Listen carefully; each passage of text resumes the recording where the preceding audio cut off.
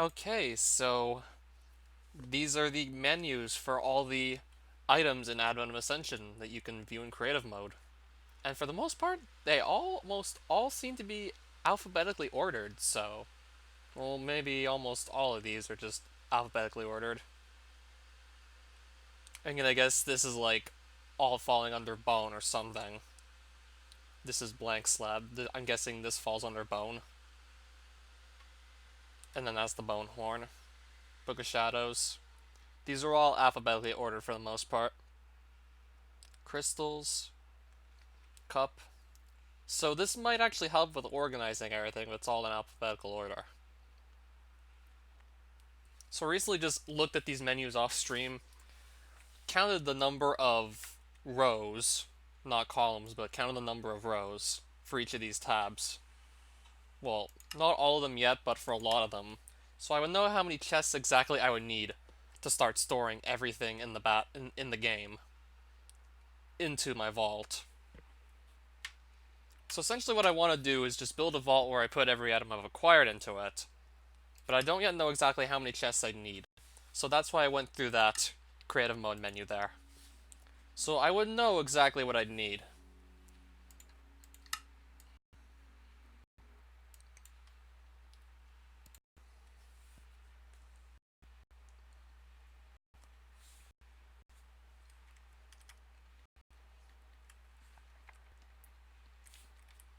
That plus I still haven't actually finished just looking through every menu yet and deciding how many chests I'll need for like which categories of items. But I think I will go make some chests right now. I mean, I have plenty of wood to do so.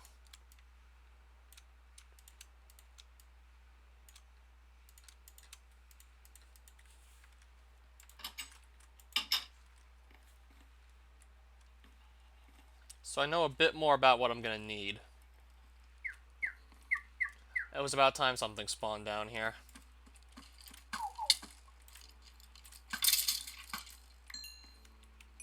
mean, there's a lot of room for stuff to appear here. Look, this corner is completely dark.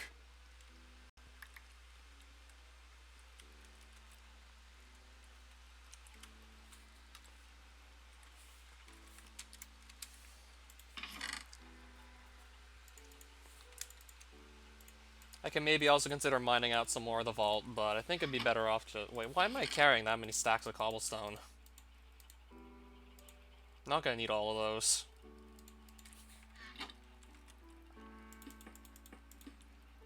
Plus, I'm also going to make some signs, just indicating what is what. Because it's not like I'm going to be able to exactly remember all of this super easily anyways. Yeah, I've got to make this a bit taller, as you can see.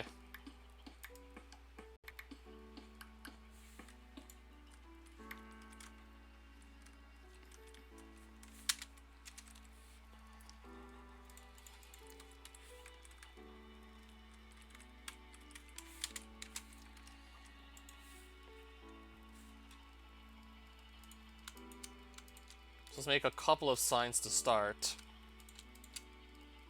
Though I'm probably going to need way more than 3 signs.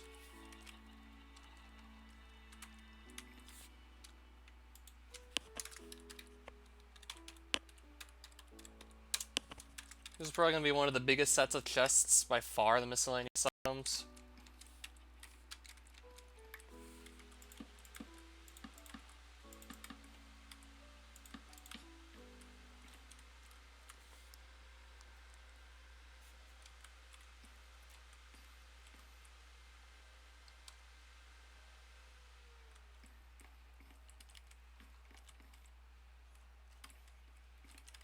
Just trying to think, what set of chests I will put down next. It's probably going to be the food next. Which, if I'm not mistaken, requires only 2 double chests.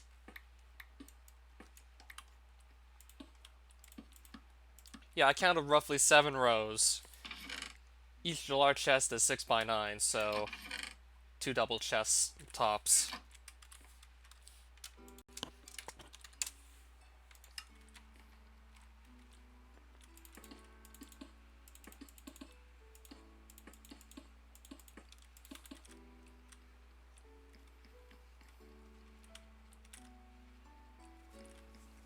That plus, I'm not even sure how much bigger I'm gonna have to make this vault here. I mean, it's already pretty big to begin with. That's for sure. Not even quite sure how much I have to expand it out further. Could maybe make some more chests and just find out.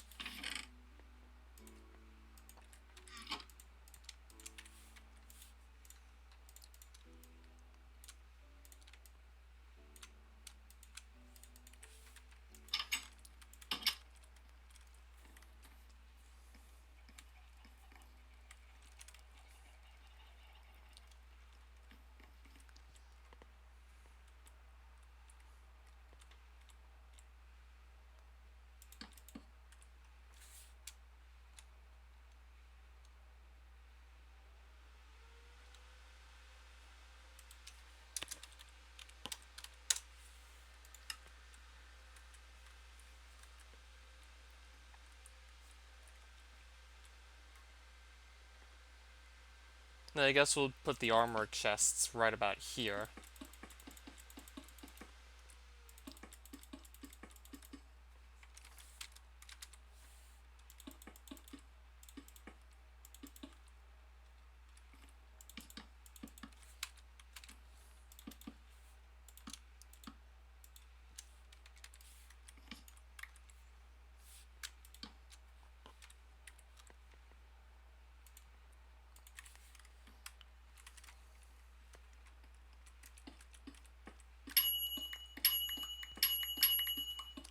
I'm already getting quite a bit of foraging drops. Haven't barely even broken any blocks. Not to mention I can still get some nice foraging experience just trying to open this whole room out. Especially, like, if it's going to be much bigger than I anticipated at first. Like, I still don't know exactly how big I want to make this.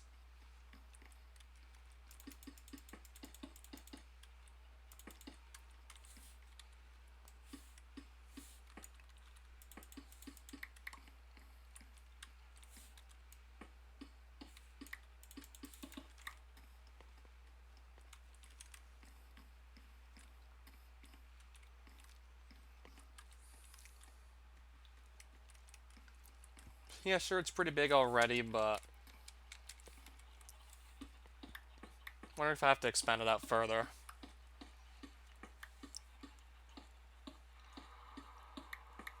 I mean, I still didn't count everything, actually. But I figured I'd at least make a bit more progress on the vault and just find a sense of direction for it.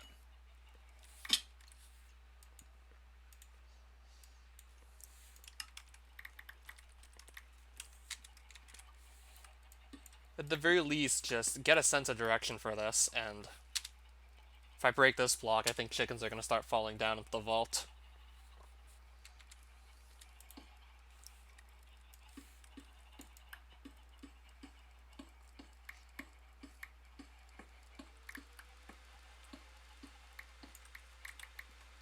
That's the chicken coop right there, I can only imagine.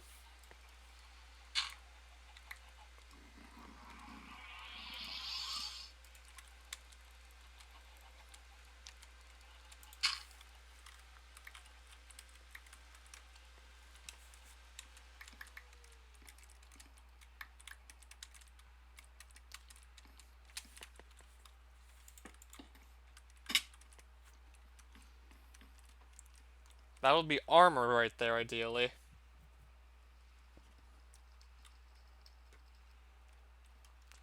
And I guess swords in this chest, and maybe just make another one, possibly right about here for great swords, and also decide to combine the mauls and the great swords into one chest, because there's actually only 3 mauls in this entire mod. At least as of the latest version of it anyways. More could get added in.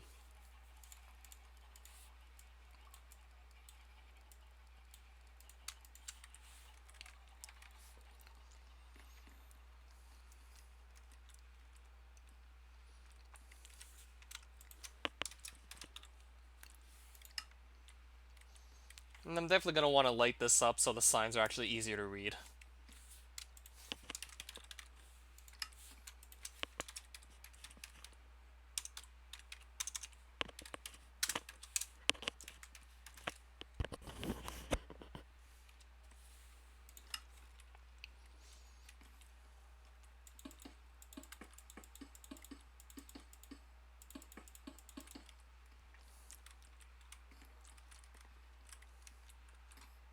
Yeah, if I decide to start combining categories like this, then maybe I'm gonna need less space.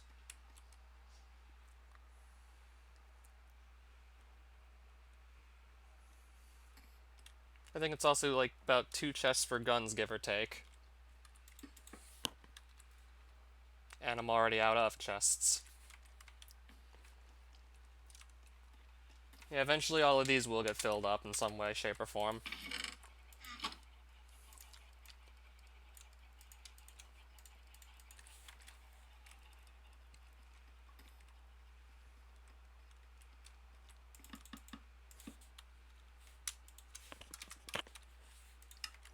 That's gonna be a gun collection right there, these 2 boxes. These chests. Might just come back a bit later. Because I'm already getting bored of placing these down. Probably also gonna want to bring more wood down here.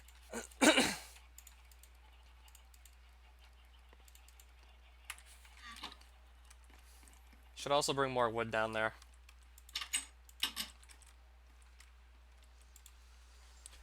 Because we're still gonna have so many more chests to actually make.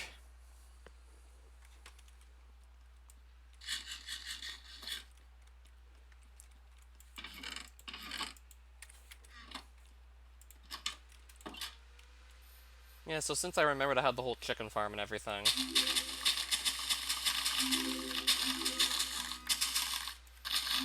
I think I'll just give them some more seeds while I'm at it.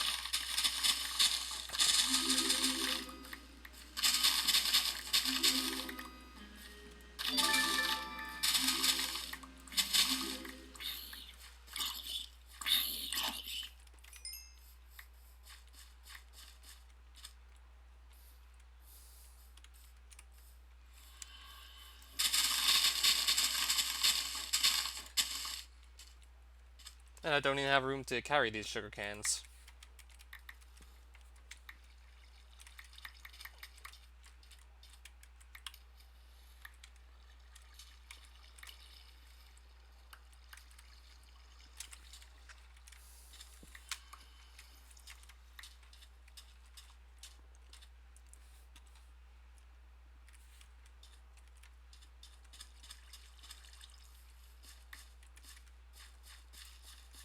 Let's plant the seeds back, so they'll just grow again.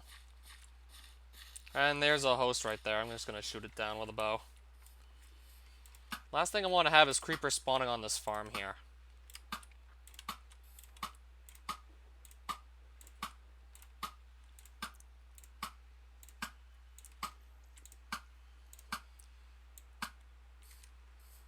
So it must be dead by this point.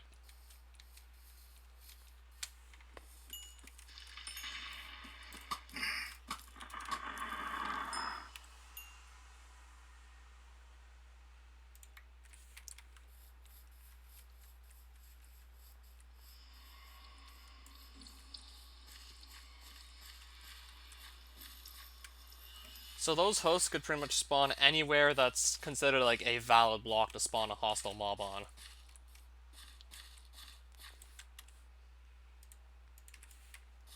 Could even be like possibly in front of my own house. If that's the case, then I would just shoot it from far away, like again.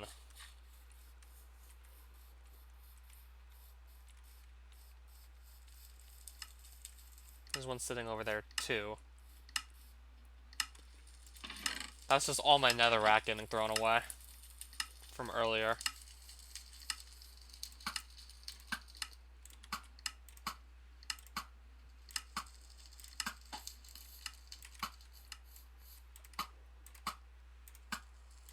Since I kind of like my property not having holes in it, I'll kill this with a bow too.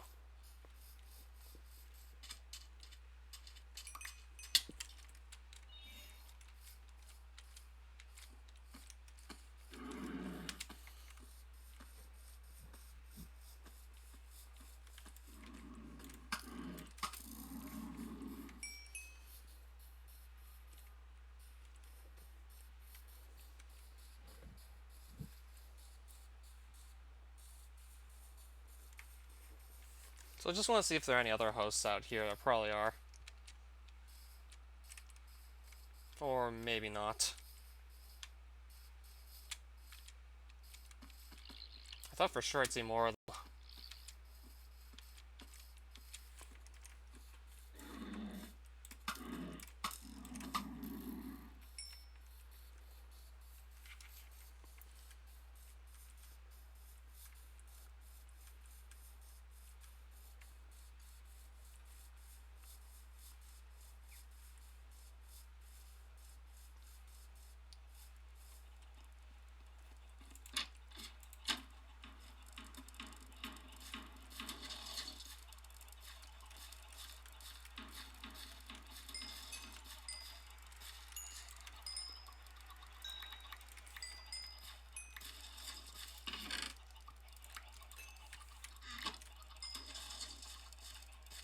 So I still have all these eggs to pick up while we're at it.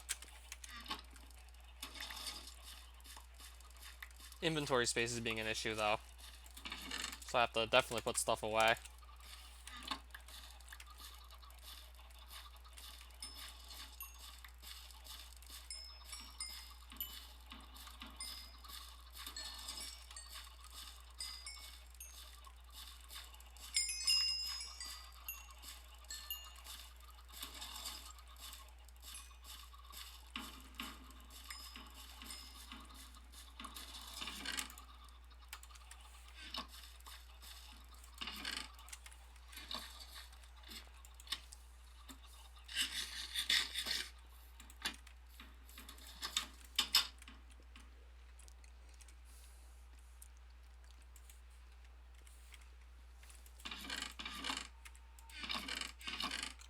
Alright, there's some more Creeponia realm stones, I guess.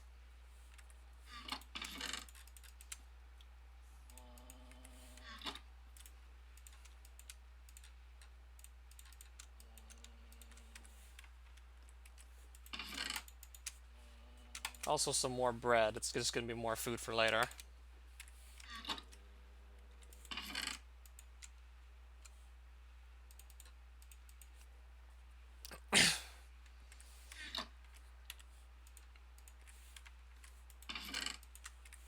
Let's just quickly use up this essence while we're at it.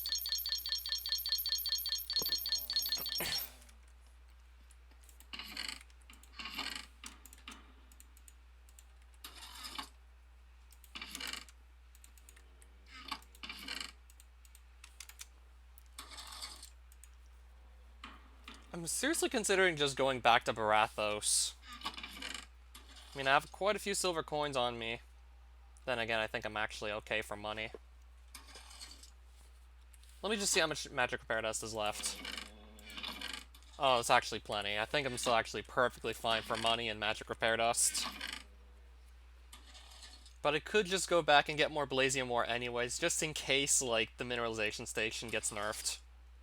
I would not be surprised at all if it did get nerfed. Because every single one of those ores being worth 20 silver coins is kind of a lot. I mean, I'm not complaining, that just solves my money problems. At least the money problems I'd have on this mod anyways.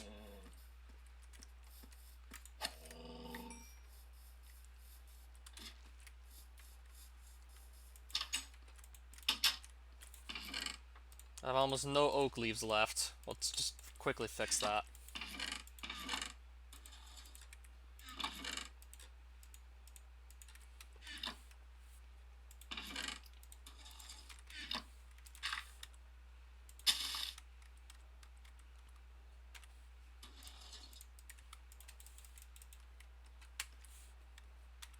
So I'm just going to quickly shear the leaves off of this.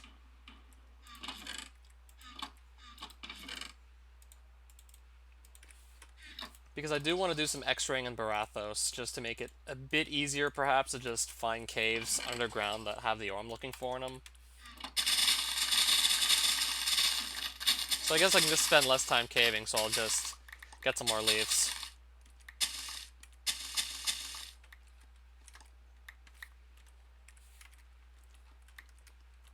Which are now all over my house, by the way.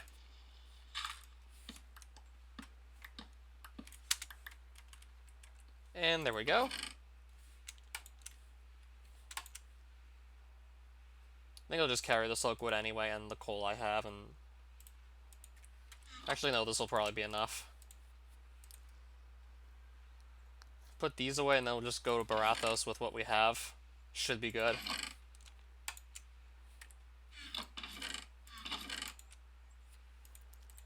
Since there's a couple mobs that might set you on fire, definitely going to carry the water bucket.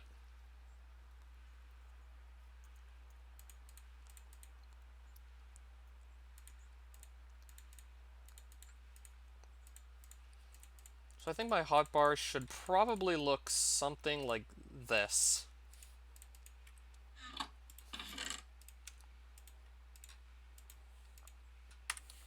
And then we'll just go to Barathos. And just collect some more Blasiomore.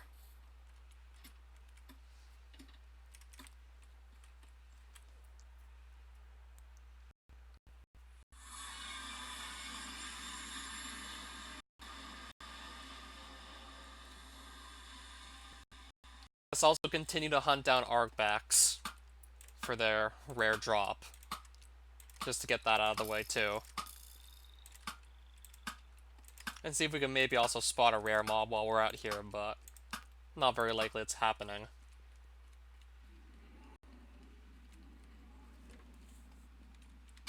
Alright, I see no drop.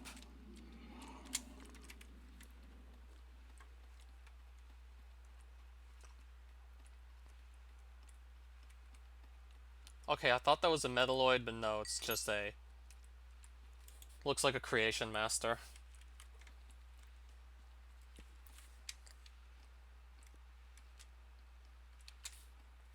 So I think the Baron Castle was way east. Just gonna double check.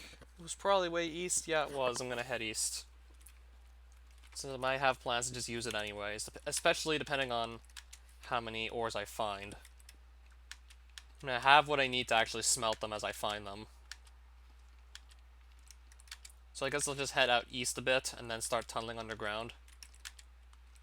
Also keeping my eyes peeled for Arcbacks and also possibly the rare mob if it should show up.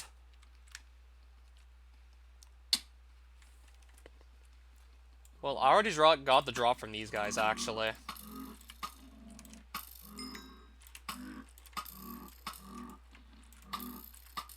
Was just a little curious to see if I'd get another one, though. Wasn't really counting on it.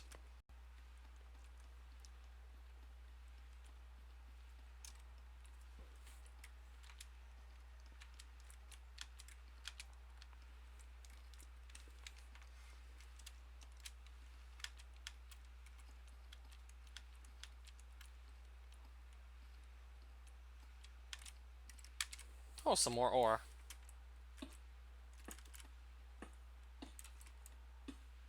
Just plain exposed to the surface, I'm gonna take it. It's just waiting to be mined.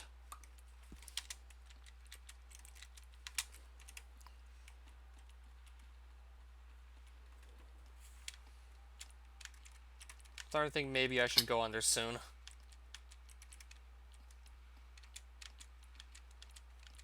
Though I do want to try and spot a couple more Arcbacks, see if I can just get that Baron Great Blade drop that they have. Just to get that out of the way.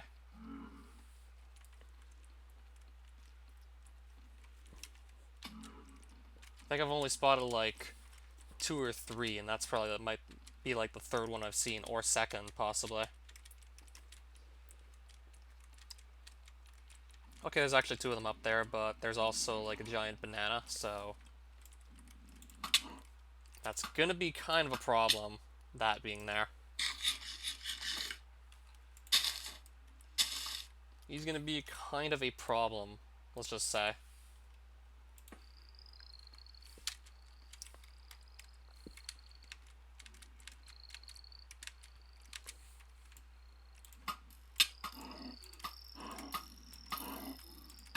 I'm getting attacked by 2 things at once, help me. Okay, the water is like a sickly greenish color here. Alright, I'm pretty much getting no opportunity to actually attack the Arcbacks. I don't know, so many of these guys are attacking me at once, apparently. And the Emperor Beasts aren't helping either.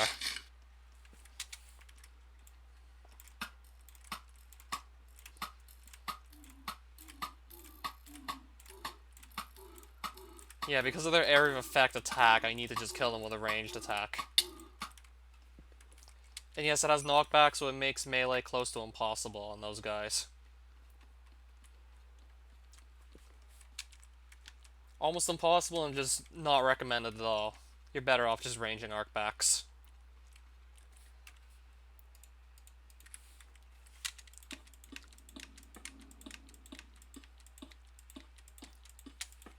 Much better taking the ranged approach.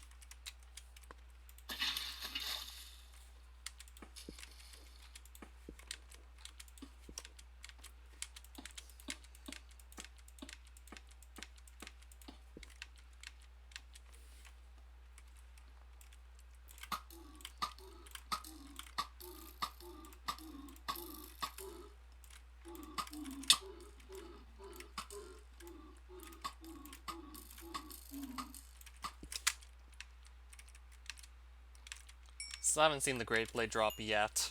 And I think I must have killed at least 33 of those arcbacks by this point. I mean, just because I killed 33 and the drop's like a 3.3% chance doesn't mean I'm guaranteed it after my 33rd kill.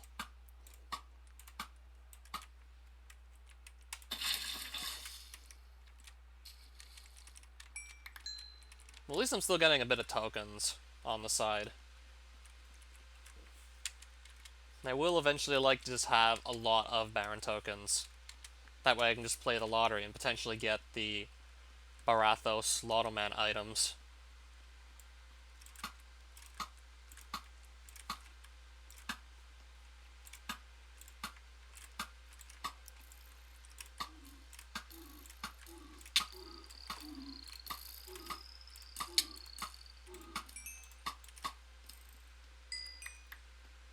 Still picking up a couple tokens here and there, but I guess I'll just go underground at this point.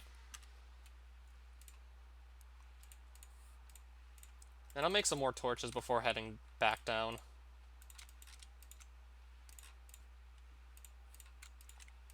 Probably not going to need night vision, I can just place torches wherever to help see.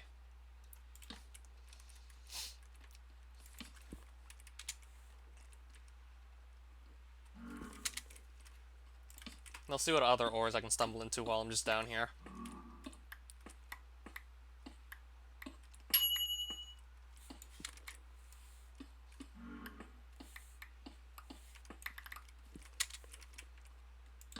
Plenty of Varsium already.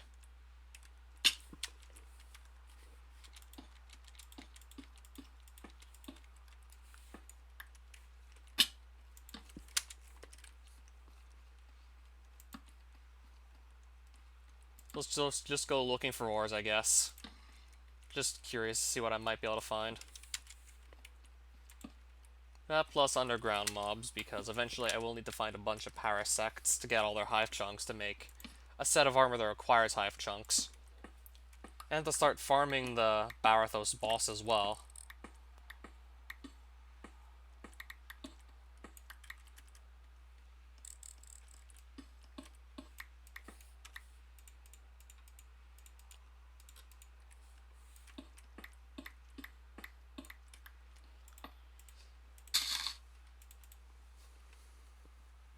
So I thought I heard something close by. Could be directly underneath me, but I'm not even sure. Or maybe I just can't see it.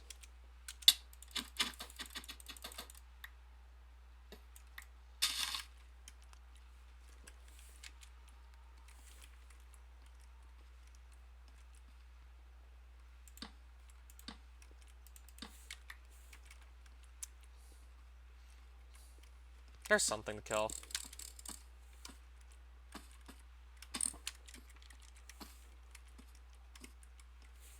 Okay, it found a way up here. Though those things have like a pretty low drop rate for their hive chunks, so it could take a very long time to actually have enough hive chunks to make all this armor. And do all those Hive King boss fights.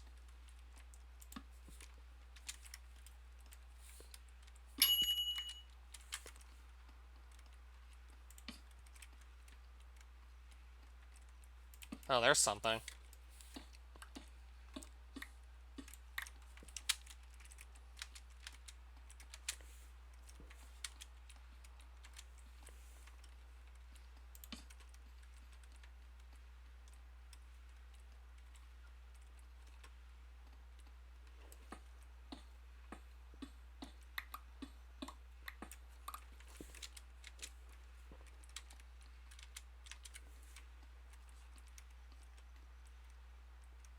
So once I go down here, I can start finding the Blazium.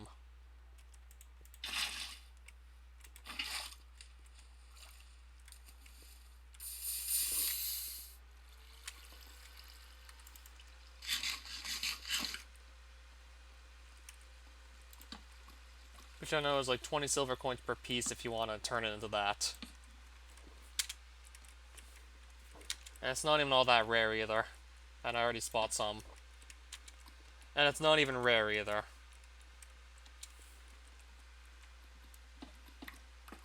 It's not like this is rare to come by. You could probably get a whole stack without too much effort as well.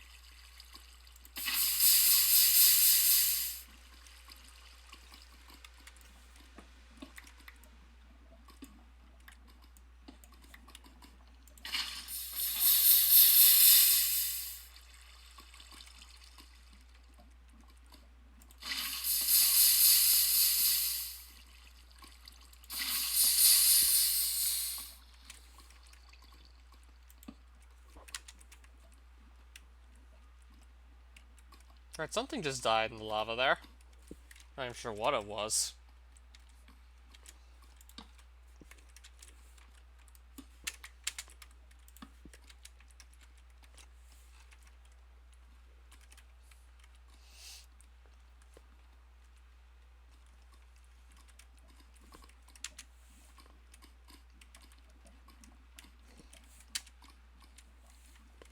And now I'm not finding too much down here, actually. I found, like, 3 of these so far. I was under the impression I'd get more.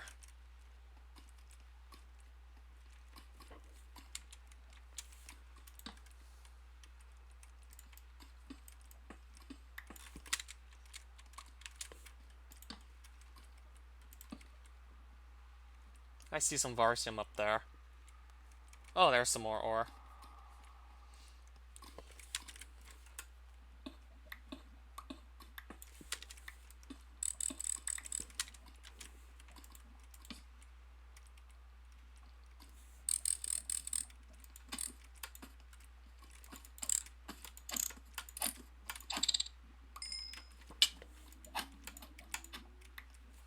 I don't even remember what that bat was supposed to be called. But yeah, it's a thing, I guess.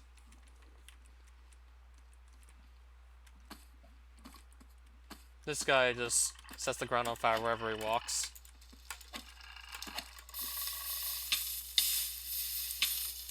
And you, to an extent, if you're not careful.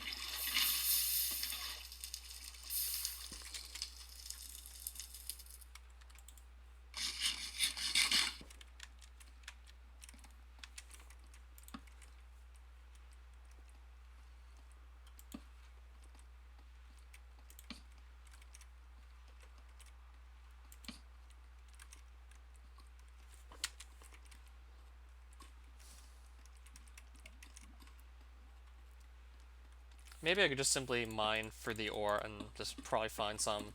I did say it wasn't all that rare, and it isn't rare. Could just randomly mine and stumble into some, not even trying. Maybe try and just spot the next cave at y equals 12 while we're at it. Or just mine into the next cave and continue looking from there.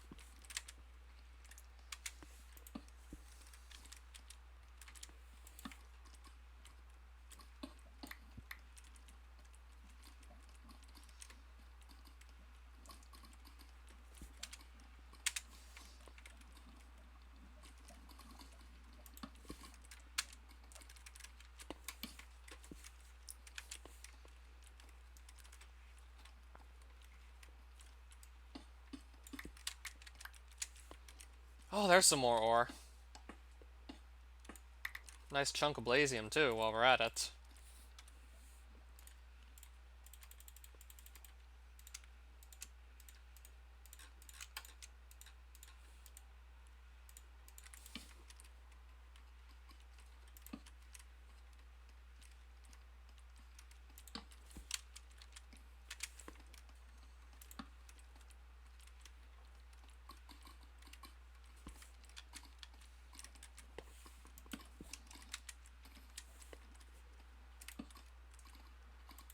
That is looking beautiful right about now.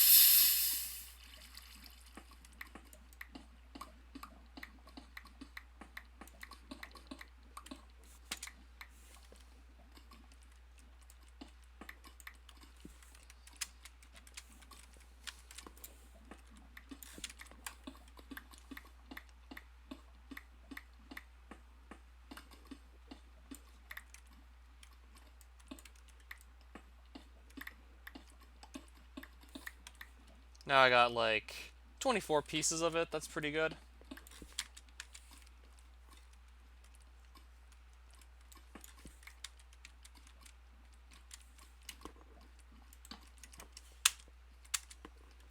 Yeah, not putting too much effort in. I already found 24 of them. Now I'm starting to find like plenty of these.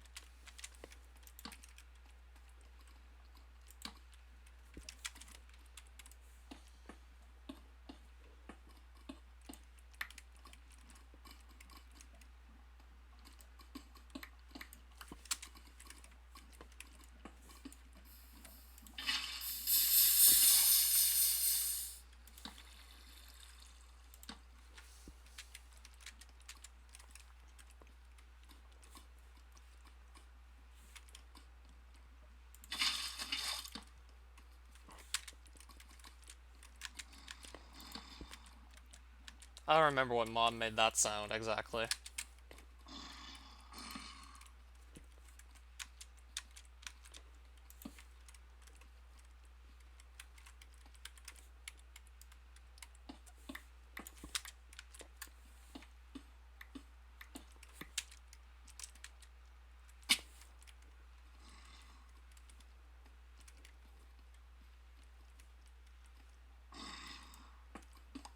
Must be right on top of me or something. It was probably this thing.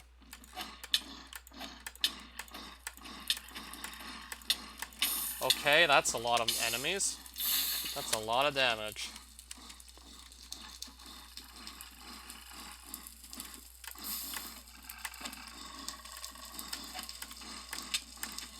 Man, they take a lot of... Man, these guys take a lot of abuse.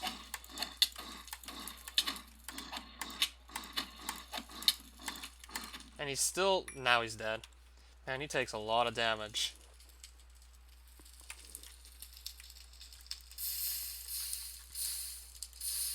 I heard like one guy, I didn't think I was gonna see 3 of them though. Yeah, they sure take a lot of damage.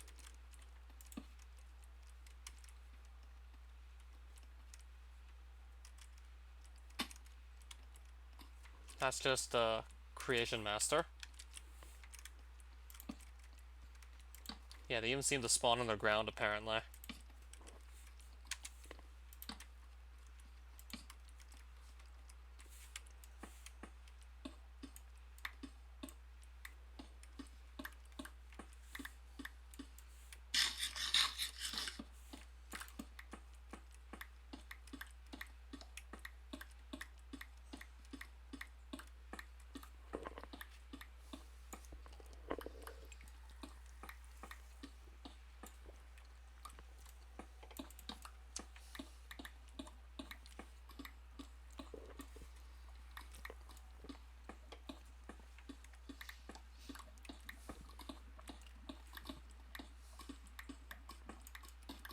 Right, so there's a bunch more lava.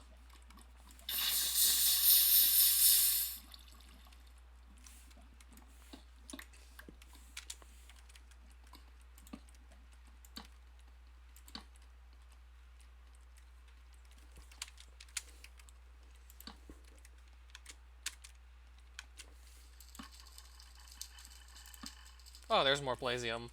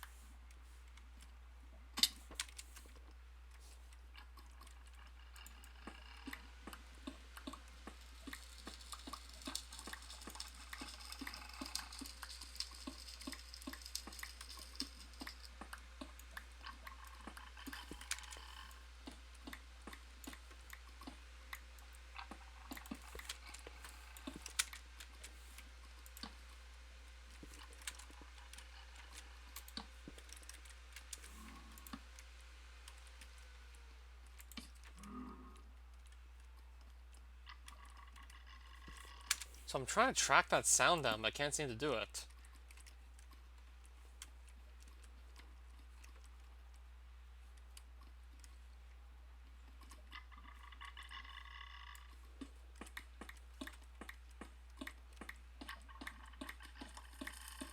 I'll see if it gets louder or quieter.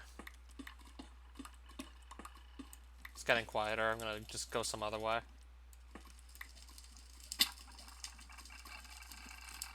It was probably that thing. Uh-oh. Let's just run from it. No, I actually still hear it. Actually, no, it was that thing. Yeah, I think I confused that for like a parasect for a second there. As in the thing that drops hive chunks.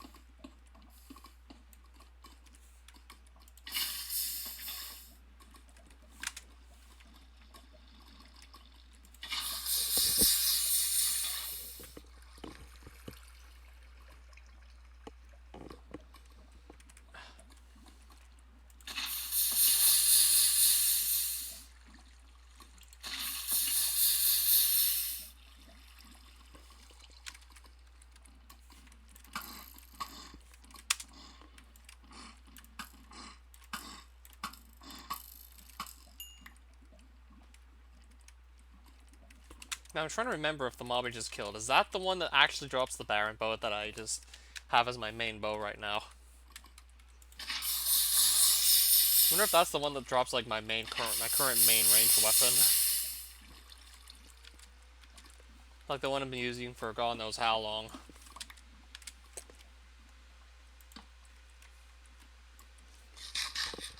It's possible it is the one that drops it.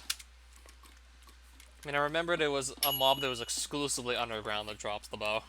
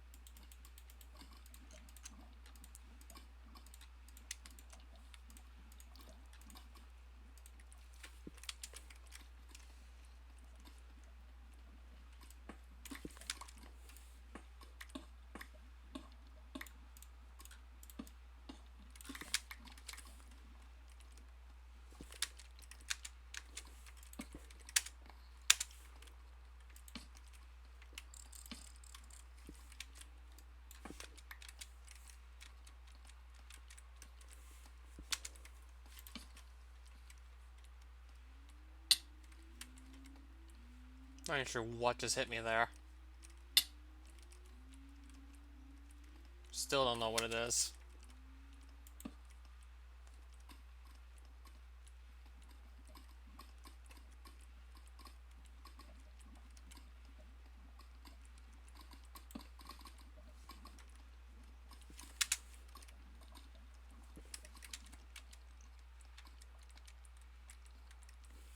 Maybe it was this fly that was attacking me?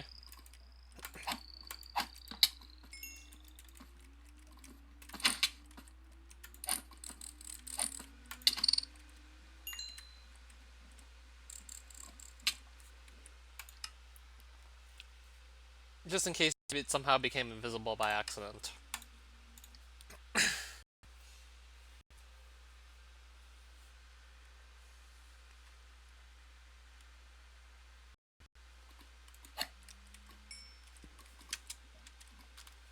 Oh, that was close. Certainly did become invisible, that's for sure.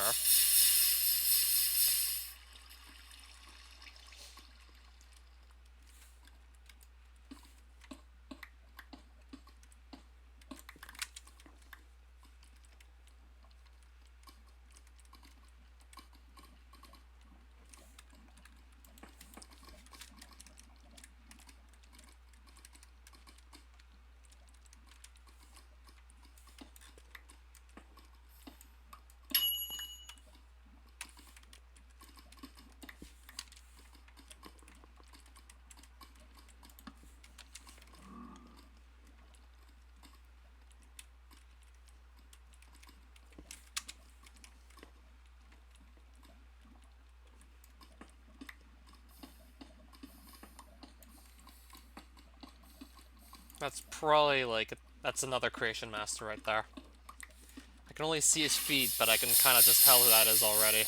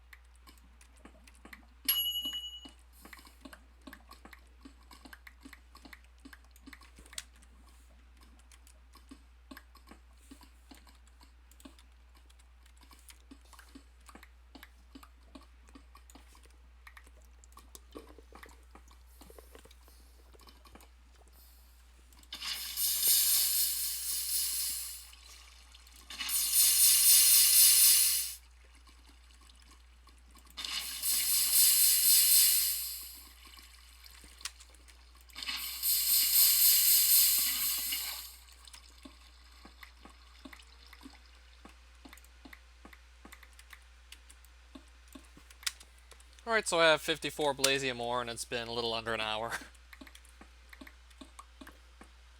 I think it was probably about like 15-20 minutes into the stream I actually entered Barathos, so about a little under 40 minutes actually underground. Maybe close to the 35 or possibly even 30. So I could definitely average at least 3 Lunavar coins per hour if I just mine Blazium non-stop for like the whole hour. Maybe even 4 if I get really lucky with finding ores. So yeah, 4 Lunavar coins potentially per hour.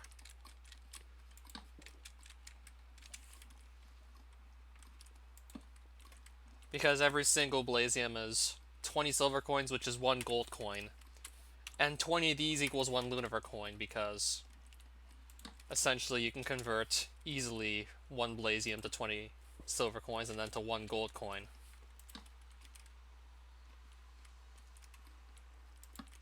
So that's pretty much like how I do the math there.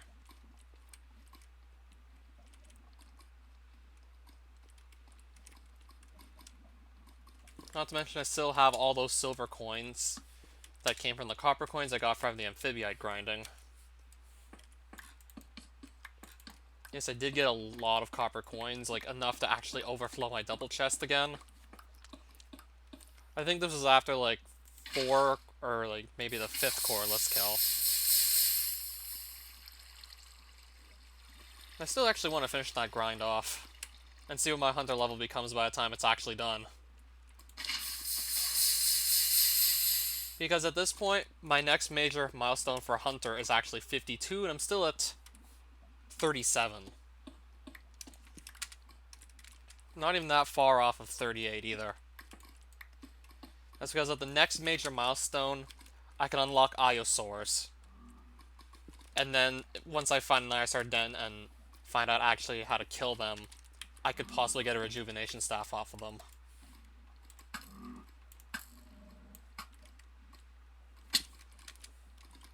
Which is probably up there for one of the best staffs in the entire mod. Nature staff is certainly up there too, and that's one I already have.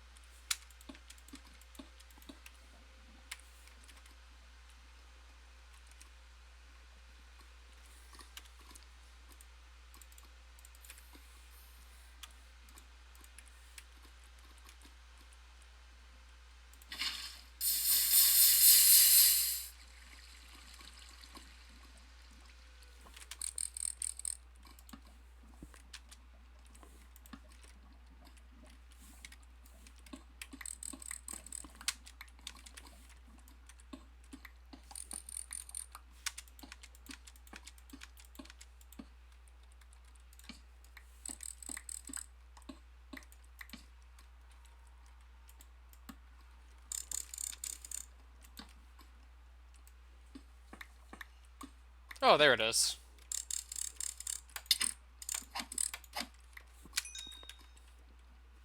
It's probably gonna be a while before I see another hive chunk at this rate, though.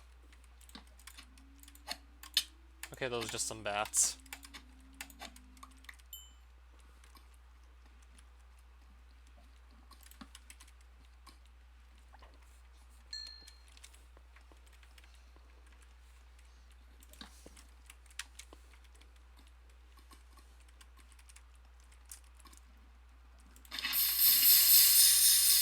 Oh, KYS, welcome back. Yeah, probably the only time I really say KYS is because that's the name you chose for yourself, apparently.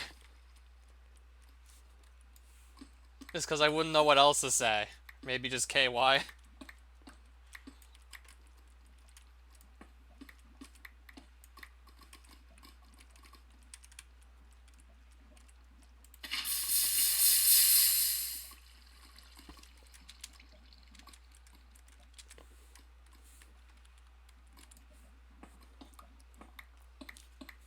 So, Luigi's Adventure, you said you got to World 9 recently? I'm curious to hear about how that went. Because World 9 definitely has to be like the hardest world in the whole ROM hack.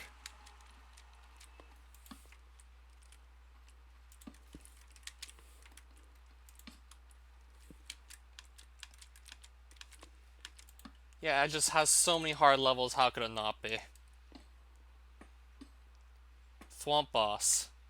I'm guessing you got the Tortoise Empire too, because I vaguely remember there being a Thwomp Boss there.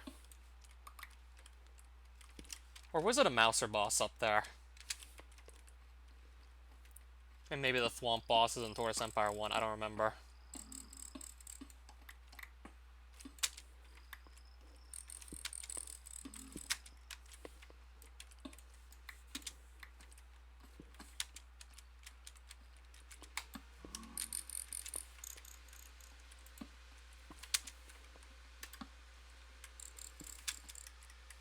Tortoise Empire 2, yeah. You're actually getting very close at this point. I think you're about like 4 or 5 levels away. If we decide to count Tortoise Empire 2 from actually beating the whole game. You're getting close. So I think after that it's the airship. Or was the airship between the two Tortoise Empire levels? I don't remember. I know after that is Annex of Castle and then Bowser's Castle, but I'm trying to think, did the airship...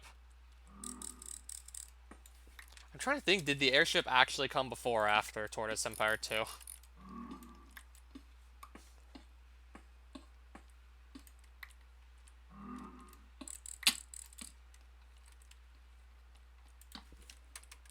Honestly don't remember. Oh, you beat the airship, so...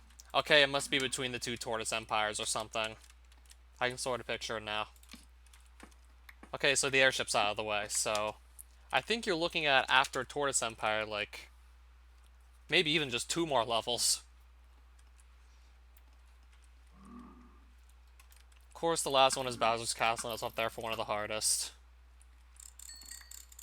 But you did actually beat the airship, so congratulations on that.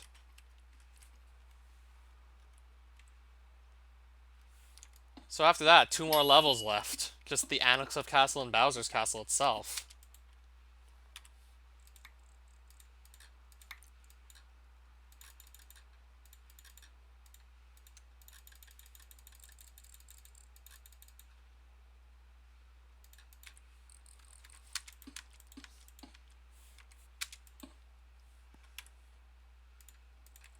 Certainly wasn't aiming it for it to be that hard, considering you got all the way up. You got like very far into Luigi's Adventure, like 3 levels away from just finishing the whole thing.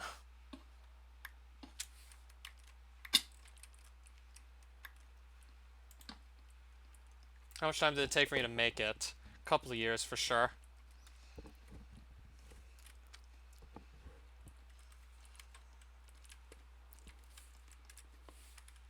Man, I can't even hear this thing.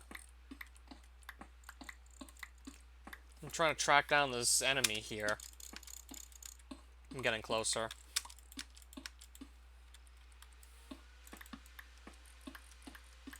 Haven't had much luck tracking this thing down, even. I'm getting close to it.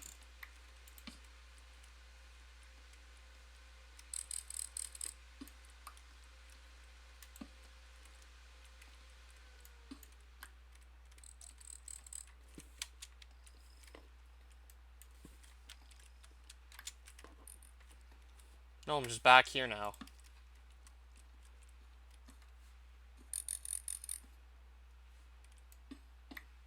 Could be standing right on top of it for all we know. Or maybe not. So I wasn't directly on top of it.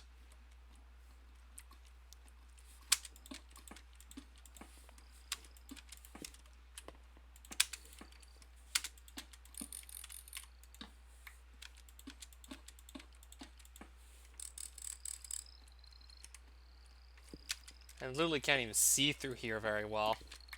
There's just tunnels everywhere.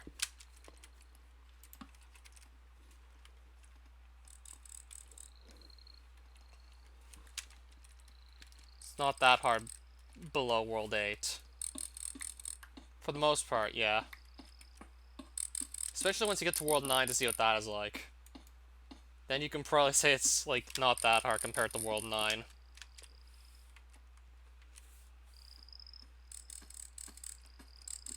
Finally found the mobs I was looking for.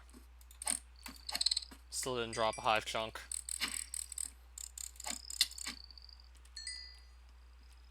Yeah, I said World 9 was going to be the hardest by far.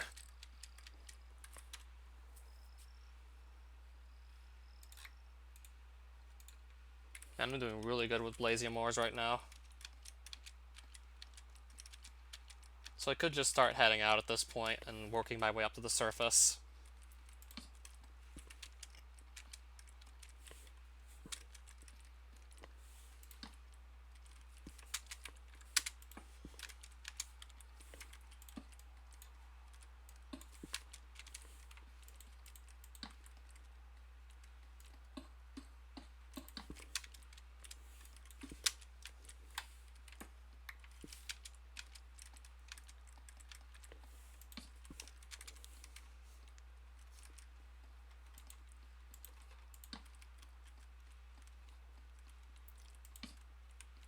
I guess I'm actually going down instead, it looks like.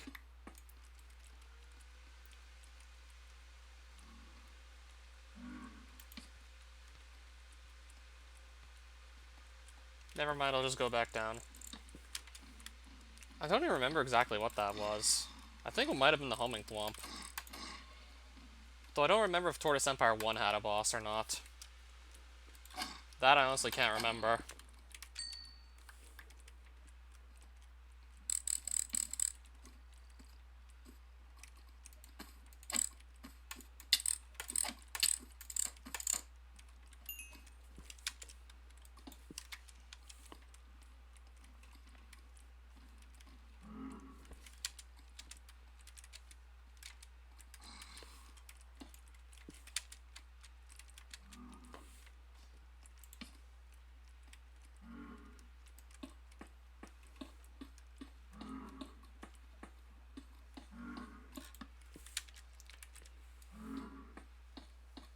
Okay, Tortoise Empire 1 had the Mouser.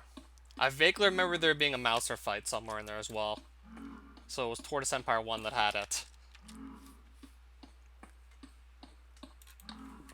Thought my memory served me correct.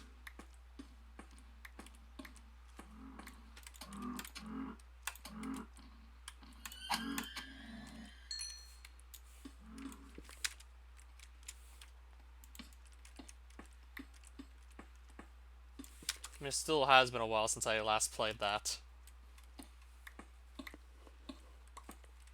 Yeah, I actually do remember the homing thwomp boss was pretty challenging.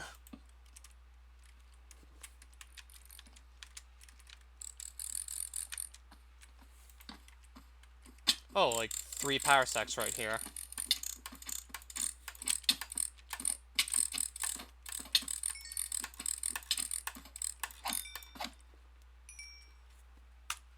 I mean, they have like a fairly rare drop, which is used in making like a pretty powerful armor set, and also in spawning like the boss fight for this dimension. So I'm trying to happen on more of those, because I know just one hive chunk is not going to be enough to get every item.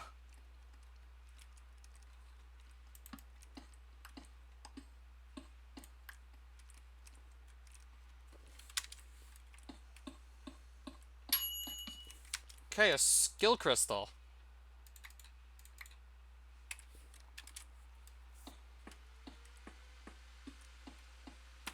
Forging's almost a level 71, actually. Probably didn't break that many blocks.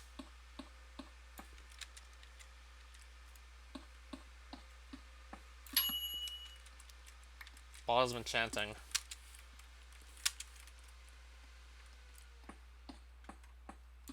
So I should be like very close to that Baron Castle at this point. Almost at 71 forging, actually.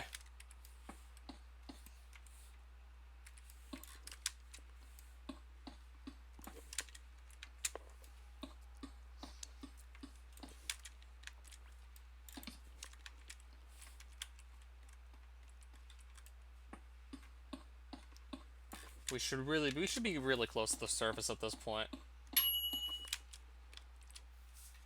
Also, just gonna double check the exact coordinates of the castle I'm heading towards. Yeah, I'm pretty much exactly spot on with the z-axis. If I go like 100 blocks further on the x-axis east, then we'll be at the castle, for sure.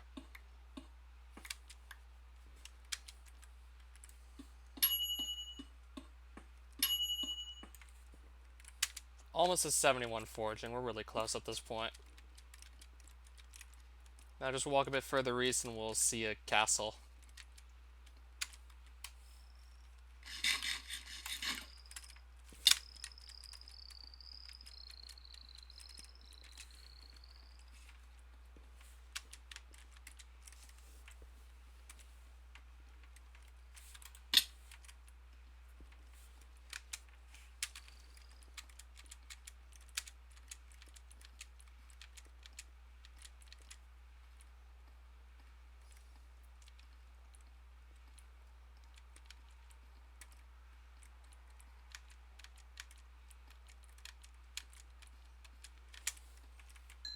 I'll still have to actually process all the ore I mine that I want to just turn to coins.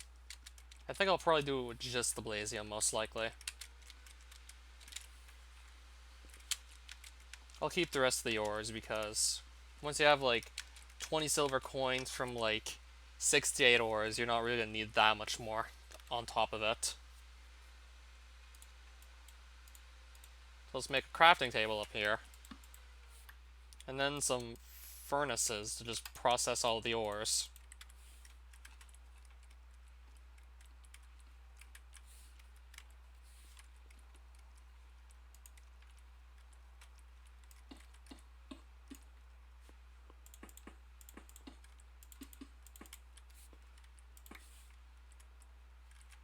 Probably gonna do that most likely.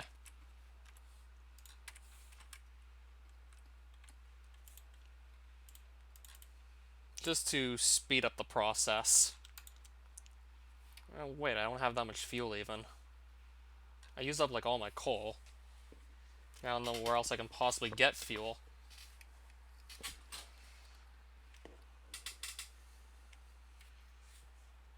There's probably is like nowhere else to go get fuel. So I might have to make a second trip here.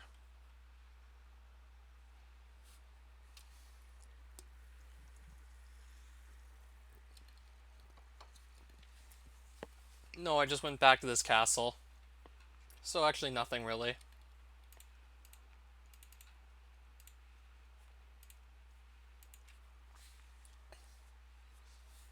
I'm probably gonna have to make a second trip here most likely. Or maybe just smelt all the ore at the in the overworld. Then just come back here and turn it all to coins.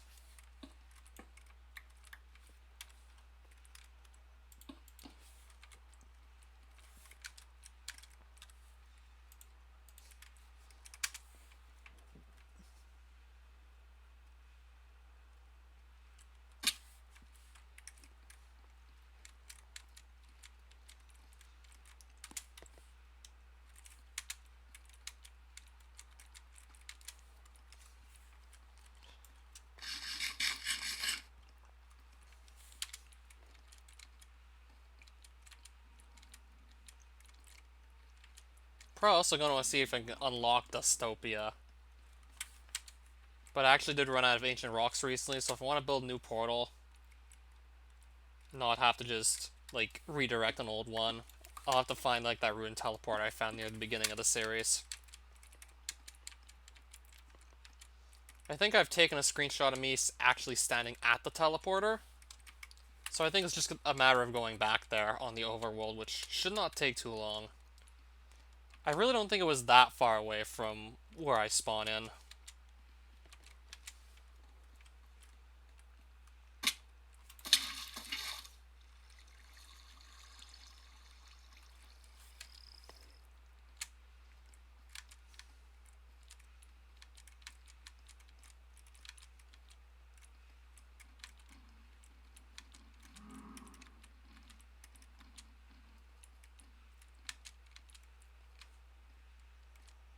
I have long hair too, but there's something bullshit about Arabs. If you have long hair, they'll tell you they're gay. If you go to Europe, they tell you they have nice hair. They tell you you have nice hair. It's just like a difference of culture, really.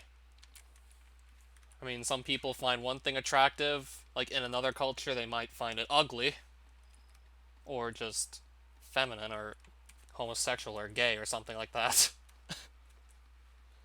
And you said you're an Arab yourself, right? I wouldn't say they're all assholes. We're talking about, like, what? Like, possibly, like, how many people? Possibly at least, like, hundreds of millions of people.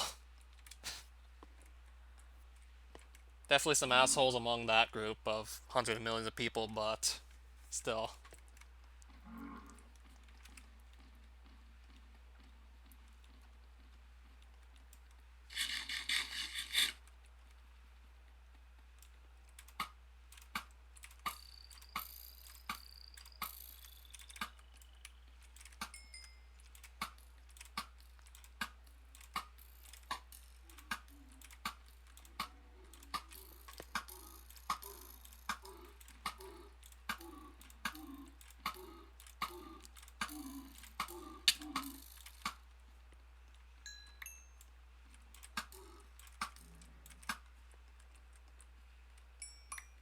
So I'm still just trying to kill off the Arcbacks to see if maybe I'm gonna get that Great Blade drop they have.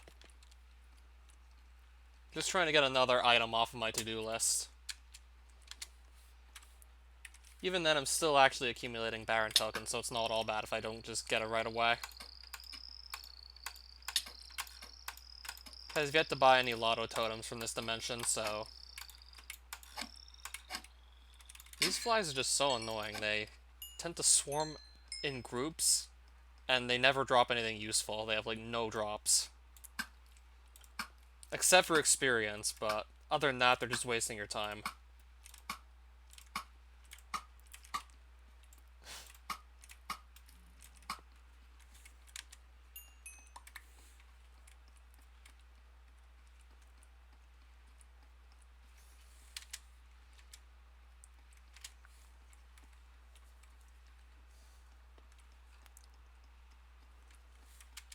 You know, I'm not gay, but Arabs don't like anything if you are richer than them. They despise you if you say to a British dude, fuck your sister. He'll do nothing if you say this to an Arab. Oh boy, he will stab you this. Might want to read that again when I'm not just keeping my eyes on the Minecraft screen while I'm at it. Might want to read that when I'm not actually trying to do two things at once.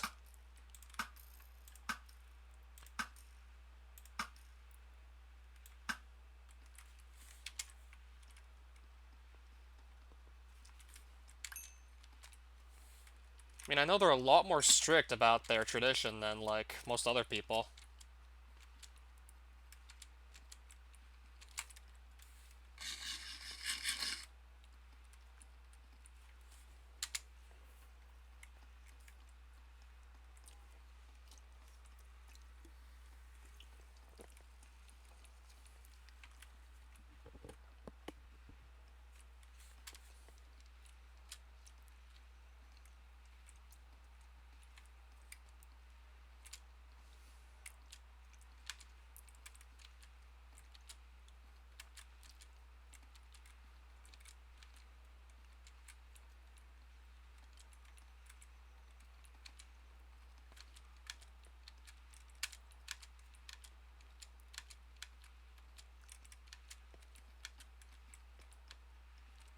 I'm trying to complete Luigi's Adventure now that Tortoise Empire level can go fuck itself. I'm gonna still watch you at the same time.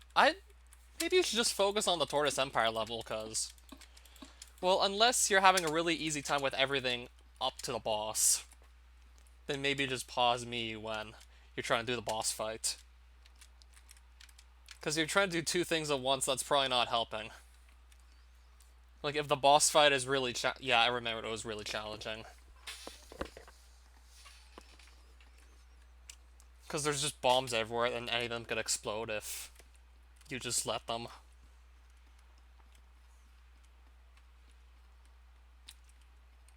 The rest of the level's not too ugly outside of that very first screen, where you had to jump across a bunch of on-off blocks, with Koopa shells just constantly flicking the switches. Pretty easy to mess that up because, as I said earlier, if the switch is off screen and the shell hits it, it doesn't actually flip the switch.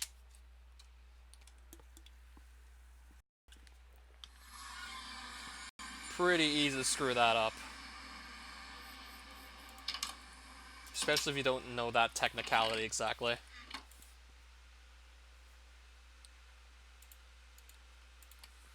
Pronounced Tamer or Tamer?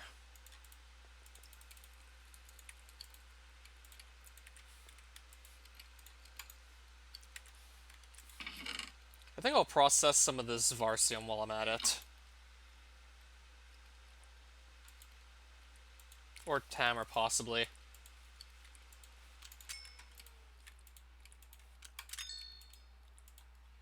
I'm gonna get some of this stuff processed.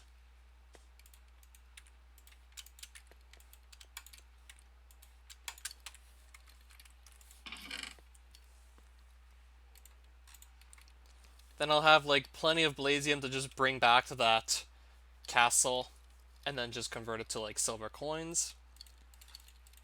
Which, again, will be, like, a nice supply of money for, like, a long time. I'm trying to think, where do I want to keep the skill crystals? Maybe I'll just leave them all somewhere around here.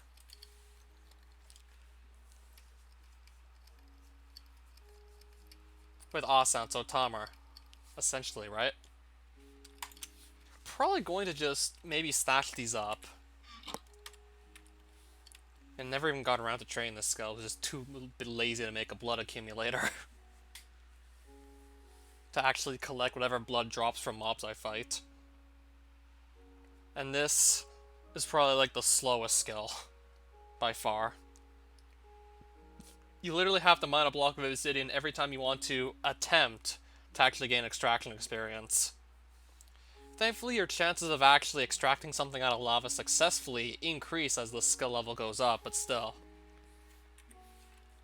You better have like a really good pickaxe for mining obsidian if you want to train that skill. Because even then, it's still probably going to take a long time to level up.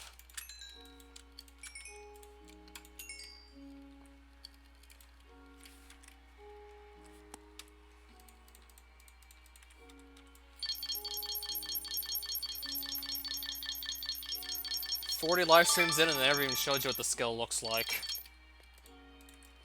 Might have to do so just so you can see what I'm talking about.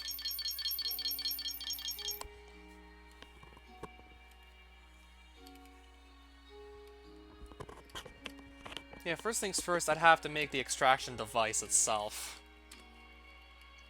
And I'm not even sure if I remember the recipe for it either. So I would have to make that to start.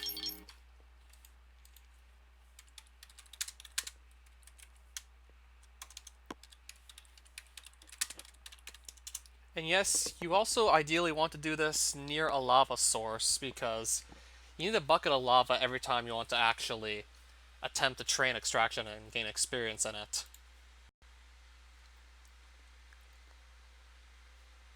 So I need dark wash bricks.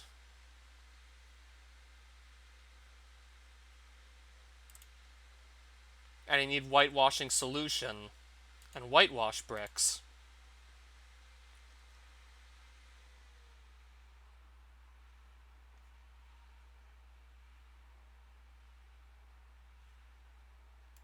So I think I should actually pick up the whitewash bricks somewhere in Creeponia.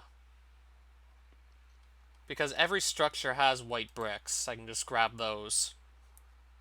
And then only have to make a single whitewashing solution. You need milk and magma cream.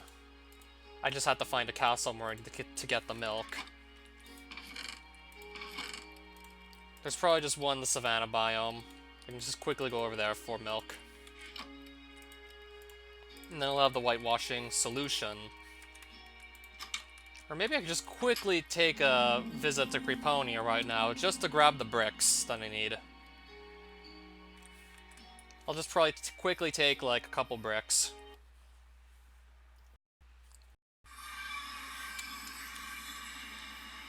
Ideally, I'm going to take apart pieces of the first structure I see. And I remember there being one not too far from where we spawned in. Not too far from the portal which I spawned in, there was like either a bank or something else I could just pick apart for bricks. Rather than have to go through the trouble to make them myself and make a whitewash table and do some extra steps. Just for now, I'll grab some stuff from here.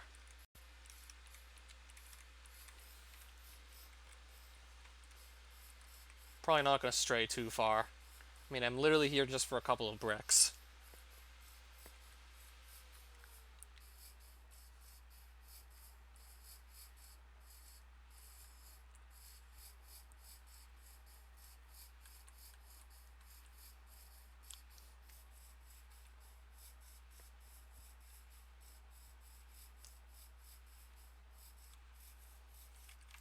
Now I need to just remember the direction that structure was in exactly.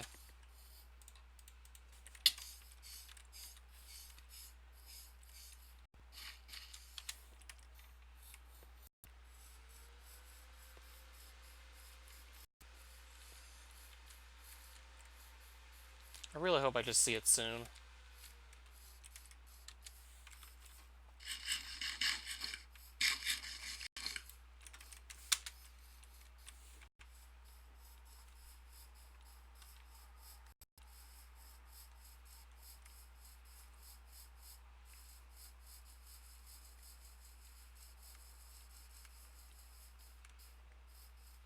That's a Lotto Man.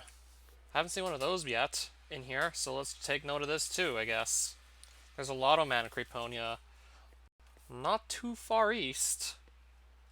He's not even that far east from our portal, so let's take note of him as well.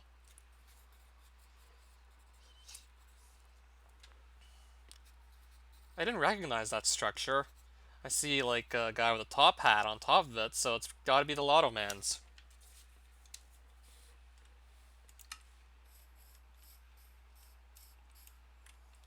There isn't even any, but there's a structure here that has plenty of whitewash bricks, so I can just go grab off of this instead if I want to.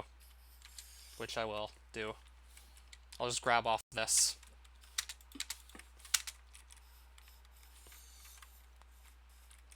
Except I might have a bit of fighting to do. Or maybe. I'll just clear these things out and then continue to grab bricks.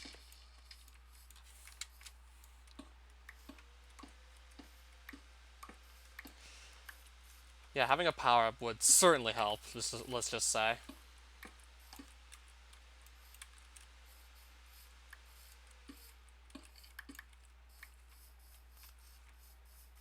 I think it's time to just head back. I got more than 8 bricks.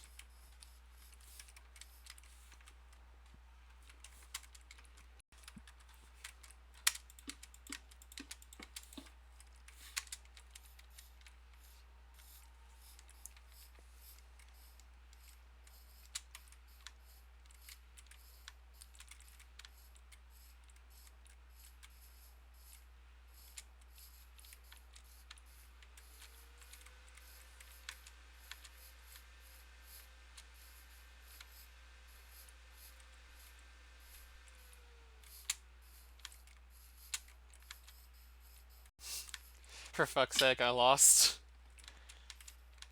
I'm guessing you have, like, no midpoint just before the boss, so you're redoing the second half every time you fail at it.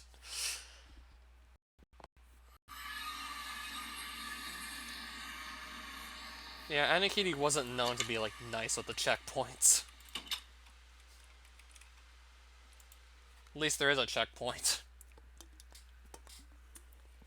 Yeah, it could be worse. There could be, like, no midpoint. I also read up something cool about this thing called a spirit shower. Now I need to actually fire it and stop placing torches. How do you fire it?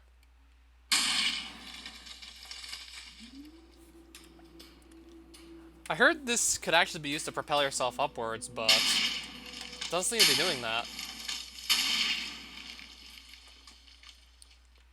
I heard this gun could be used to propel you upwards, but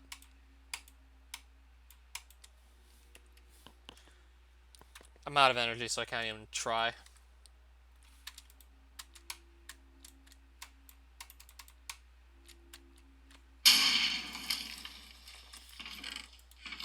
I have to go actually read this article again for the Spirit Shower.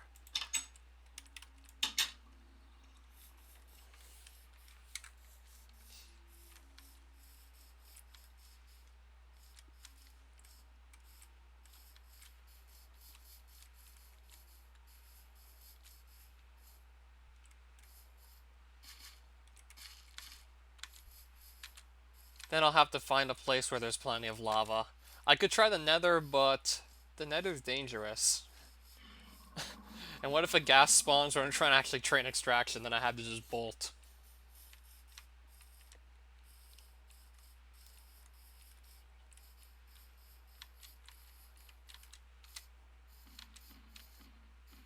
So I need to spot that cow so I can get some milk.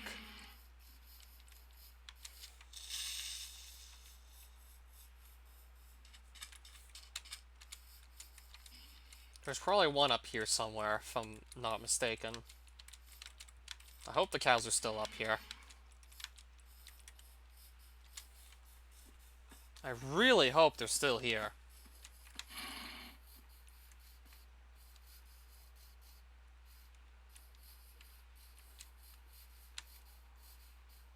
Let me guess, they actually aren't.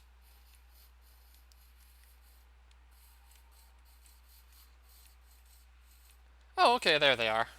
I was beginning to get worried for a second that I wouldn't be able to find cows.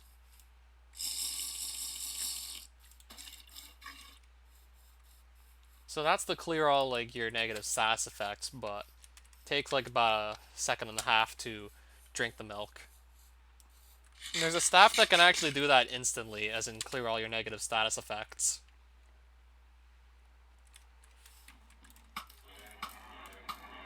So I prefer to get that instead over buckets of milk. That plus the milk's also not stackable.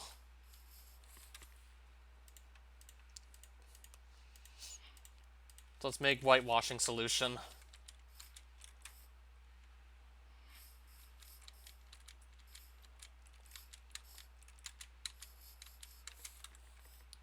Then craft the whitewashing solution and the whitewash bricks in a crafting table together to get dark wash bricks, and then we can make an extraction device.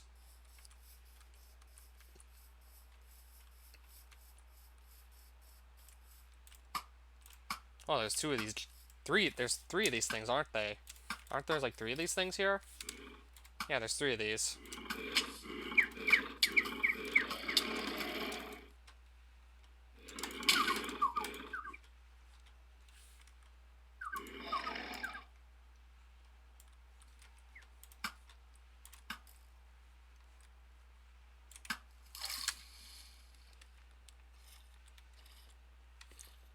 I'm gonna try and just kill them for the realm stones they'll drop, because I can easily just change those in for silver coins. Provided I could actually just aim my arrows without just moving everywhere.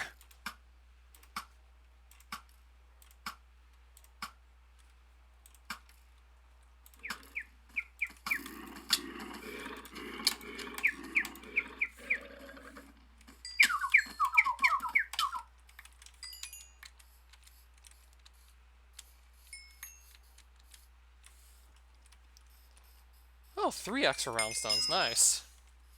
That's like 18 more silver coins to just trade those in.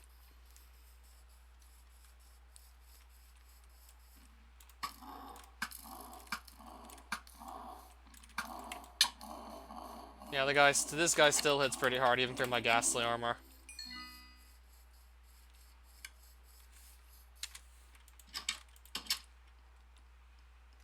Even more extra realm stones.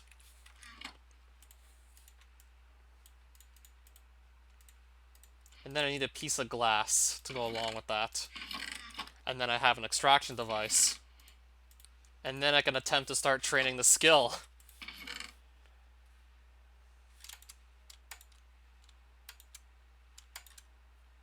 It's probably easily my most hated skill. I'm gonna see if I can get to extraction 2 without losing my mind. So that's the extraction device.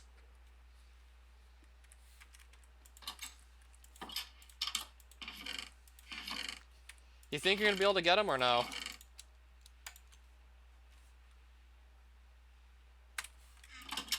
I also know I need some lava before I can really start training it. And I think I need a bowl to actually keep stuff in. Oh god, what have I done? What, you're looking at the extraction device? I was literally talking about this who knows how many times during the whole series.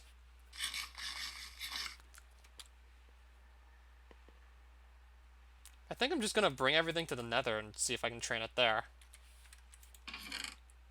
Because you need a lot of lava around you to be able to just gain as much experience as possible training the skill, because yes, you need lava.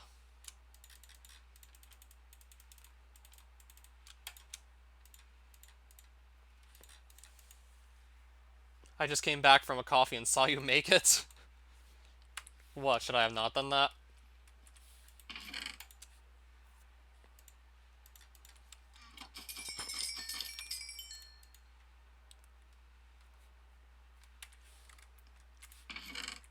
And actually, since we're here, since we're talking about, like, a skill that requires you to mine obsidian frequently, I'm gonna make a better pickaxe.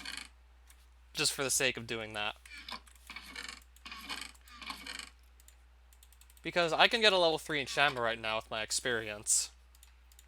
And I have enough bone fragments sitting around to make 3 skeletal ingots to make 1 skeletal pickaxe.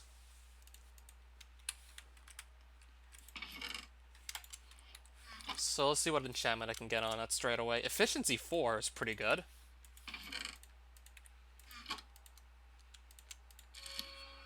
Wow.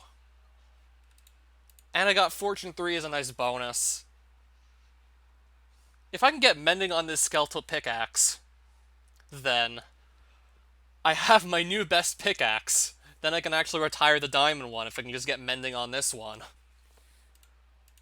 Or better yet, just frequently repair it whenever it needs to be repaired. Then I could actually retire this one finally.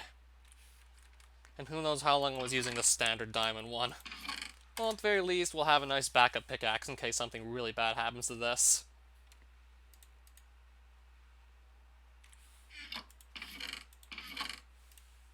So, do you think the skill's gonna get reworked into something that people actually want to train?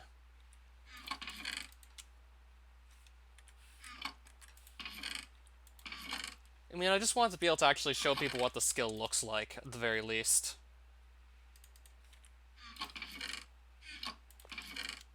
In case, like, some of my viewers have not even seen what I was talking about for who knows how many live streams. Just so they can see what the skill looks like.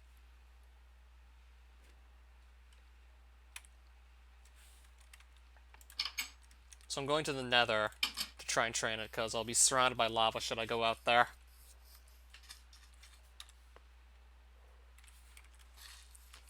If I somehow fall inside lava, I think I'll still be okay, because I got good armor.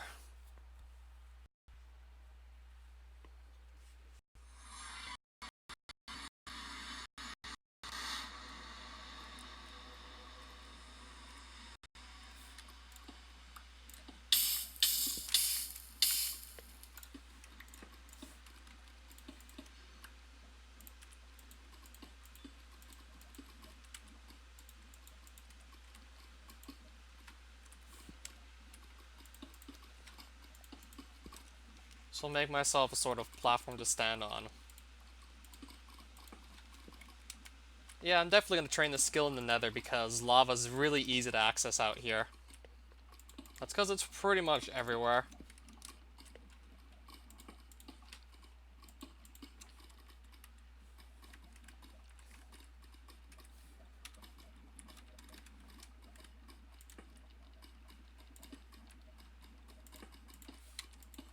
So I think if I set it up like this, I'm going to be fine. Now I need to just make inventory space.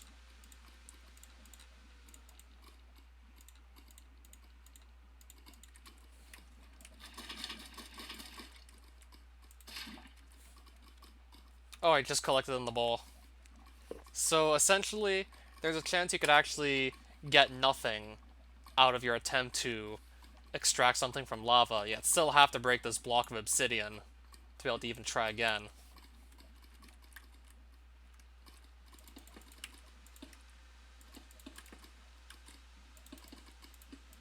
I'm gonna make it so it's easier to pick up the obsidian while we're at it. Again, we have to retry. Only on a successful attempt do you actually gain extraction experience. And I got 10 experience from like 3 tries of extracting something out of lava.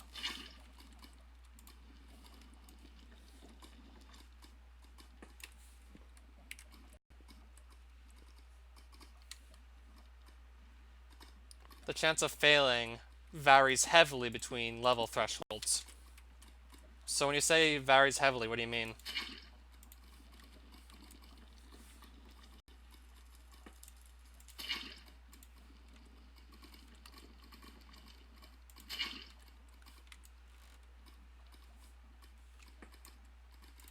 So does it actually go back and forth, or does it just constantly increase, like your chance of, well, your chance of failing should be decreasing as you level up, not increasing.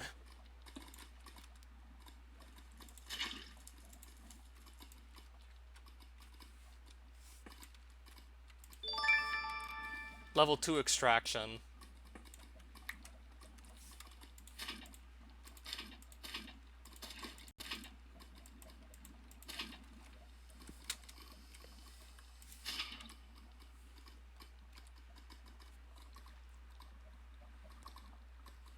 Chance of failure goes much lower once you hit level 20. That's good to know. So maybe it's not the slowest skill ever, once at least you hit level 20. Well, I know I have to train to level 15 if I want to actually start just getting experience from skill crystals and not actually training the skill itself. Which is kind of what I'm planning. I could just opt to maybe skip past some of the levels by using skill crystals that I just get through forging, which I'll probably see them periodically just appear anyways. And sometimes you might get the extraction experience, but not an actual item from forging. I mean, extracting.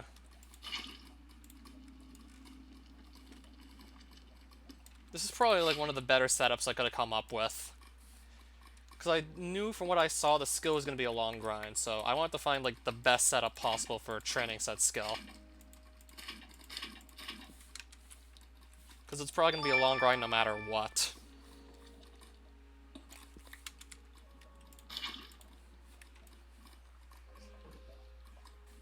So this is probably one of the better setups I could have come up with on such short notice. Oh, so you don't have to pick up the obsidian yourself. But even then, it's not that much extra effort to just pick up the obsidian yourself. But what, would I put the obsidian... Would I put the chest under lava or something? That wouldn't be very easy to do. Probably would be possible, but not easy.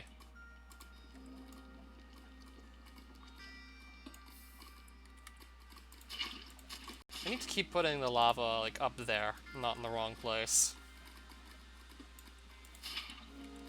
I keep messing this up.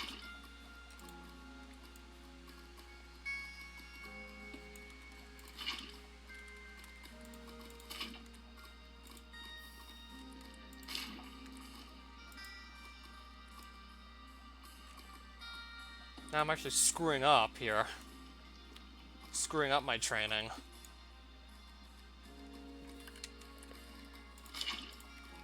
There we go. Now I think we're, like, back on track here. At higher extraction levels, items fill up your inventory much quicker. That's once I get to higher extraction levels. I'm at 3 so far.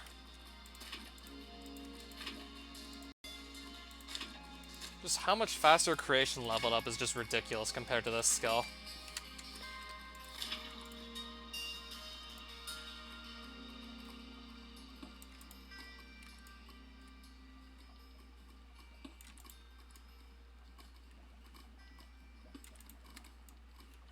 Failed 3 times in a row. Finally.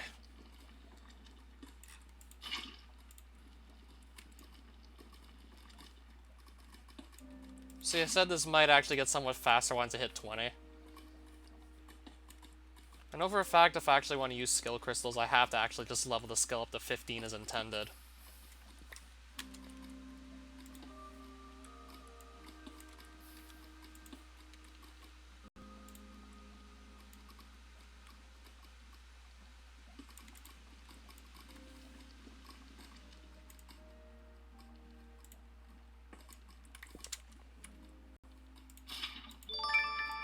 That's probably like 4 extraction right there.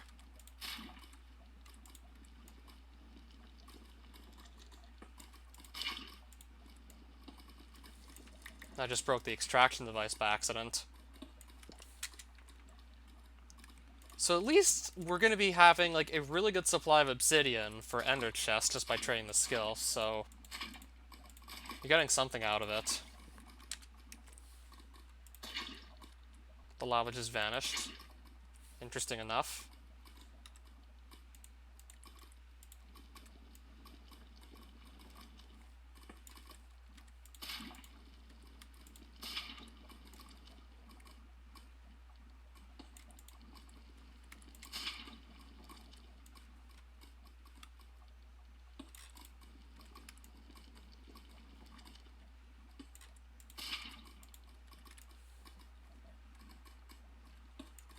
So I'm probably going to opt to just train to level 15 on this skill and then just skip some of the early levels with skill crystals. Not even bother using them, just save them to just level up this skill. Because you have to get to at least 15, otherwise skill crystals won't even level up that skill. I guess this is the work around 2 skills being completely untrainable, yet they're still actually in the main menu.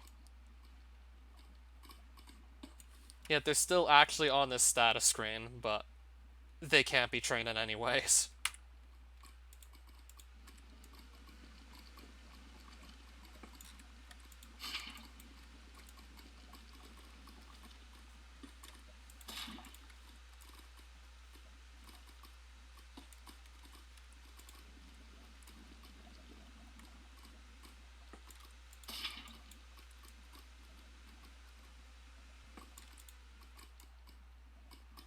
Well, I'm gonna have plenty of obsidian at the very least.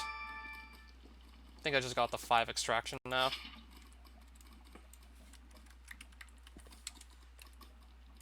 I broke the device again by accident.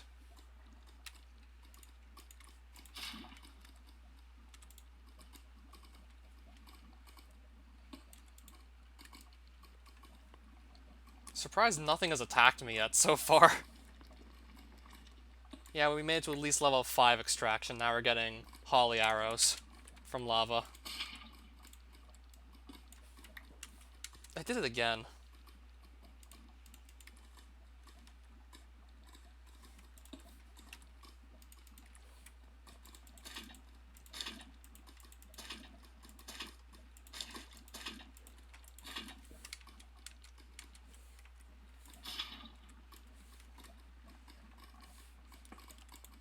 Wonder how many times like other people training the skill have accidentally broken their extraction device.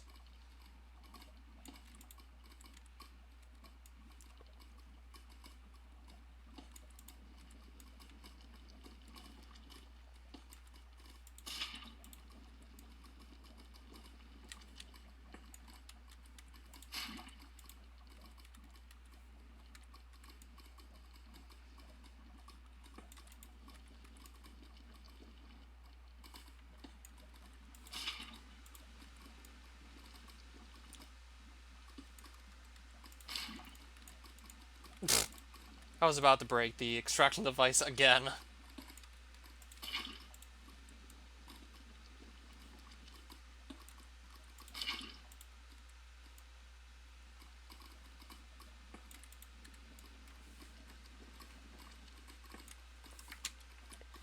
Now I need more lava. You need a bucket of lava for every bit of experience you gain. So that's why I picked training it in the nether. I mean, where else are you gonna get, like, this massive supply of lava from? Sure, you can dig deep in the overworld, but Nether, it's so much better. If you just want a ton of lava.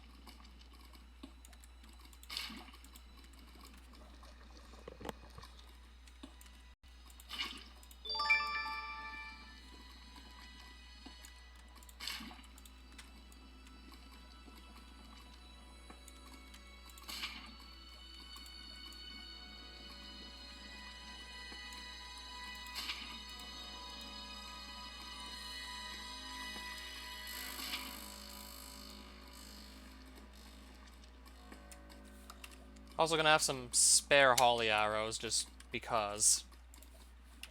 So now I'm at level 6 extraction.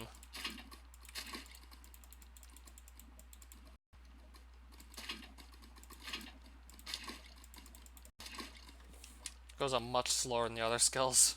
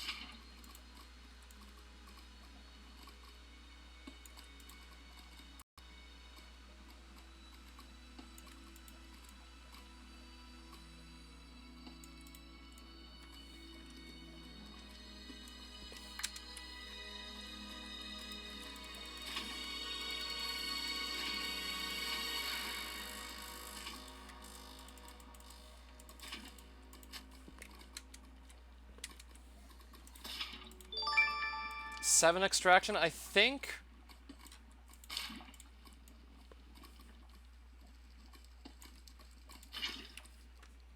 Yep, 7. We're getting there. I can maybe get to like extraction in an hour, possibly, if all goes well. Okay, we're lagging quite a bit. Because of all this lava flow, we're just lagging.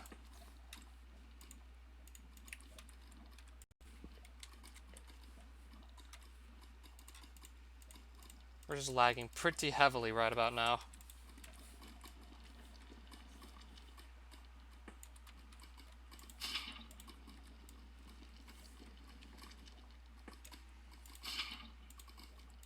I'm gonna run out of, like, durability on this stone bowl very soon. Or I could just leave once that's happened.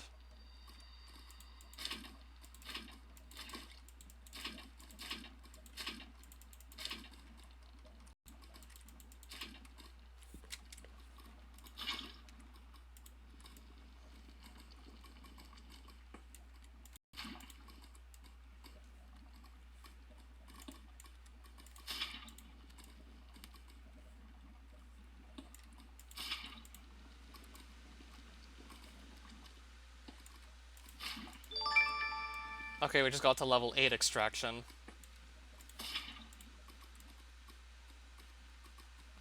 I'd like to just get to 15 as soon as possible, and then just literally level it up with skill crystals as much as possible. Rather than actually have to train it.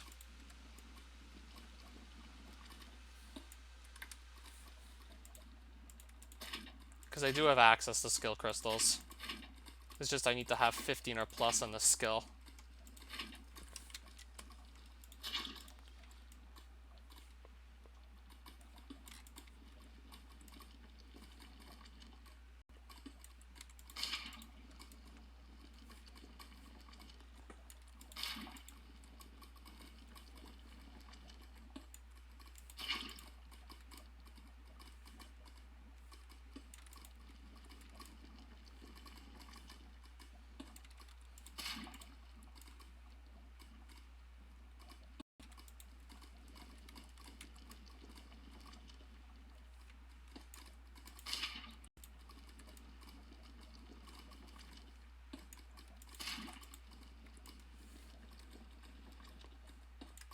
I don't seem to be failing that often anymore.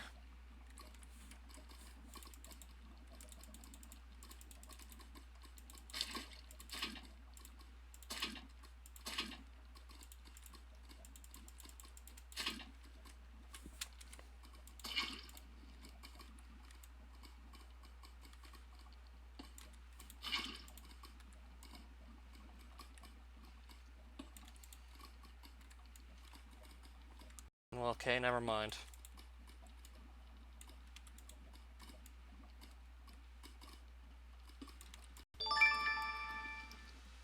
That's probably 9 extraction right there.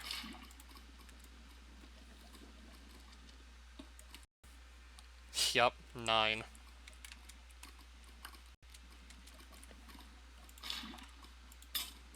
Alright, no more stone bowl.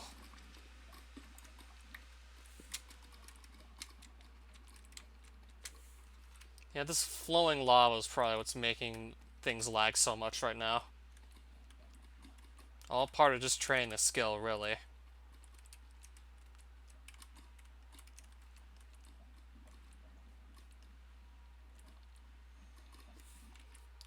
See if there's a way to turn the lava flow off. There probably was somewhere.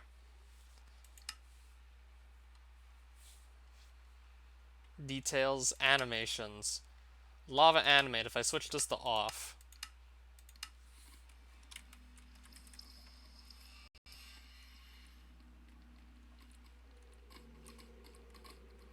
It just looks so weird and like the lava not actually moving, but maybe only when I'm training extraction will I need to actually leave it like this. Just to maybe make stuff run smoother.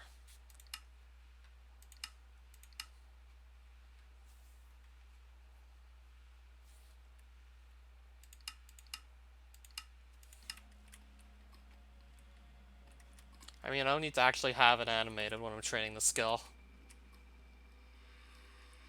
I think I'll just grab a couple more lava buckets before I leave. Just to use with, like, magic repair dust. Just to repair items as I see fit. Since we're already here with the empty buckets, just grab some more lava.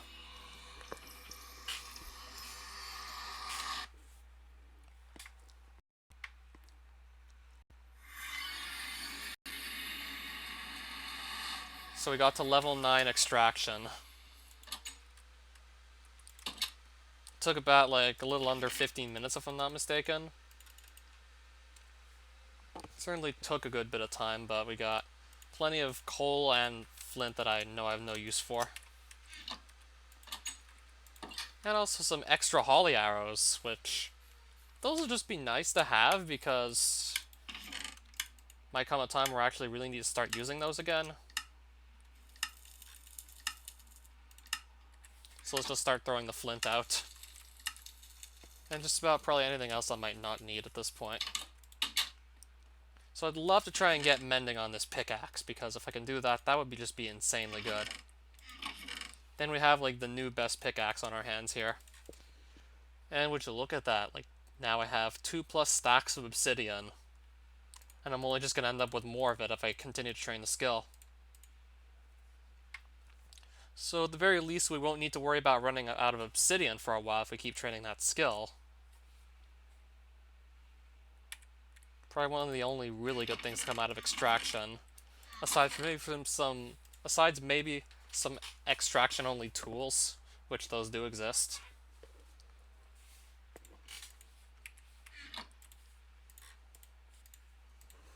So yeah, I can actually craft this ornate pickaxe right now, but cannot use it. And will not be using it for a very long time. Because I need to have 65 extraction for it. And I'm only at 9 still. Mines obsidian very quickly, but it doesn't drop it. Ideal for training the skill, but the problem is we can't use it, and won't be using it for a very long time.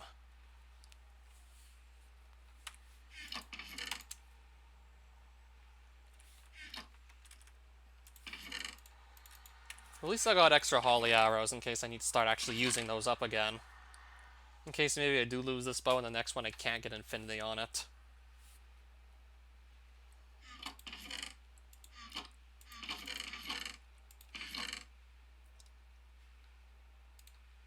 I really actually do want to just go do a bit of hauling still. See if I can maybe somehow get lucky and hit that book with mending. I'm going to try for it again.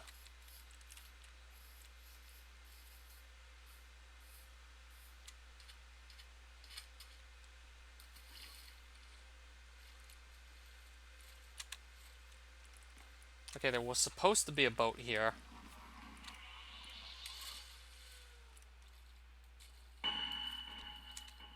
I think I'll just fish instead.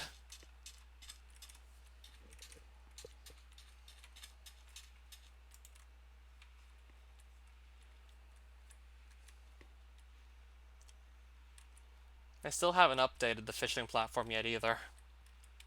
And I barely even did any work on the vault, also. Just figured out what chests would go where. And I didn't even do that for every set of chests you'd need to just store every item in the mod.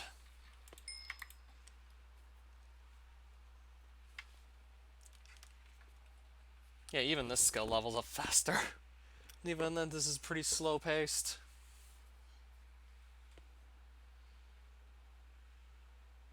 And I've certainly done all I can to just make it go by faster.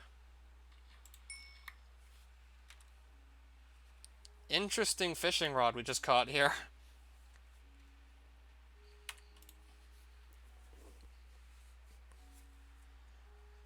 Yeah, we saw our mending enchantment, but unfortunately, it's stuck on the fishing rod. Mending and Curse of Vanishing. Interesting.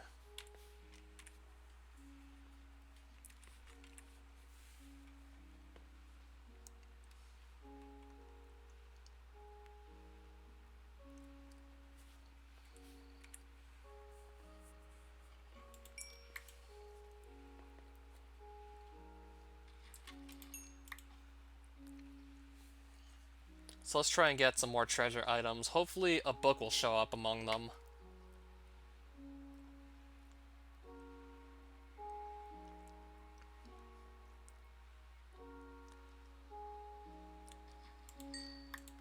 I'll just get another fish. Oh, speaking of books. Efficiency 4. Not bad. I could go put that on my pickaxe right now if I wanted to and make it even better. Yeah, my skeletal pickaxe could certainly use that. If it wanted to be just a bit better than it already is. So that can go on my new pickaxe, at the very least. But I was hoping for mending over efficiency 4. Plus the efficiency 4 we already have, so that makes it a 5 if I combine them.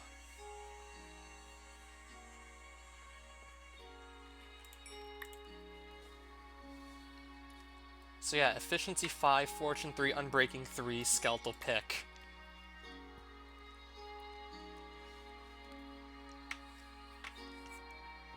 Now we just need mending on it, ideally. But even then, without mending, it's still probably gonna be insanely good.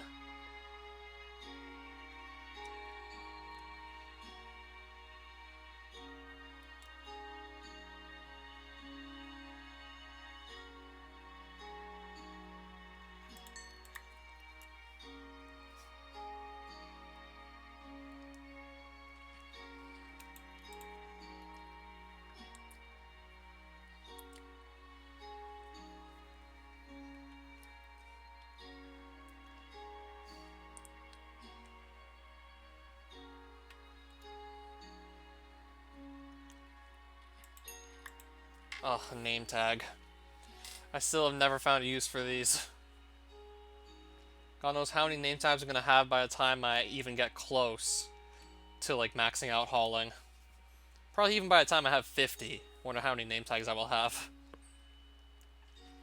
And I'll still be extremely far from actually leveling the skill up to, like, maximum.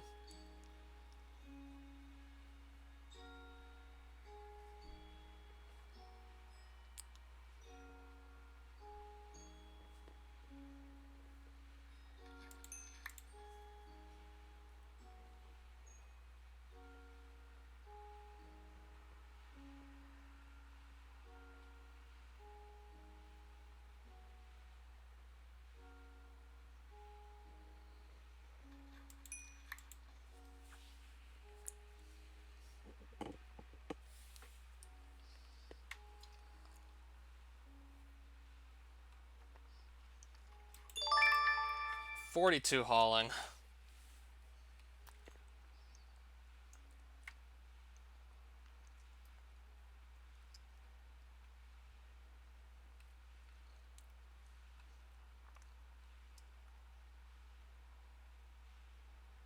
Luigi story bosses are broken. You can't beat without states. You should check them. Luigi's story is a very old hack. Who made that one, anyways?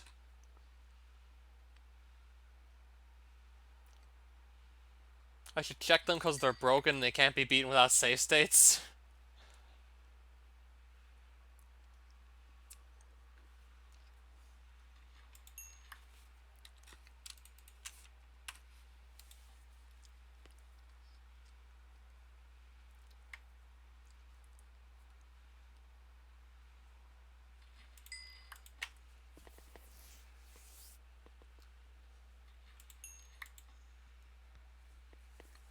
They're insanely hard. It's unbelievable. I think I know what my insanely hard bosses look like and act like, so... I'm just trying to picture something out of Mario Endgame again. Possibly as bad, but I doubt worse.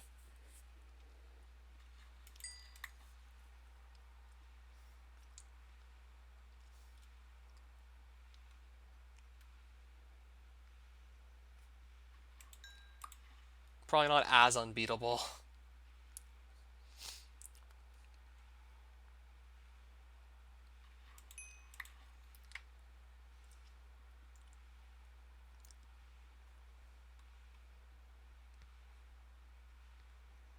Yeah, about as almost impossible as Endgames.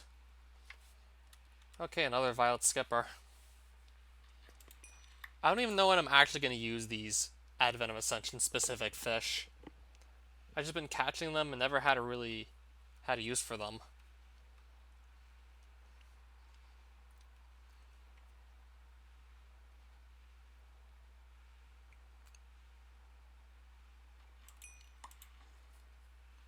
Probably because I might just be waiting for the even higher tier fish to show up so I can use those instead. I think the lower tier ones are probably just gonna go, like, unused, like, permanently, practically. Like, stuff like this, I'm probably never gonna use it. 1 health, which is actually half a heart.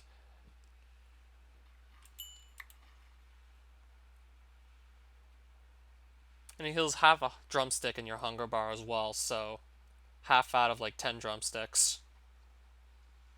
Really not a useful fish. I'm still catching, like, some of the lowest tier fish. Pufferfish. Oh, right, those exist.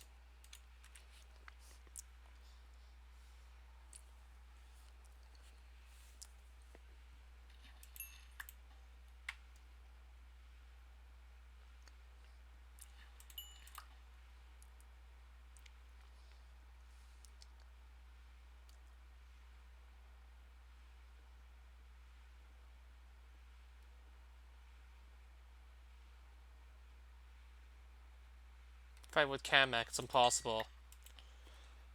To beat it normally took me 10 minutes. To beat it with states, it takes 8 hits. He shoots too fast, you can't react to him, you need to wait until he throws shells. You need to wait to hit him.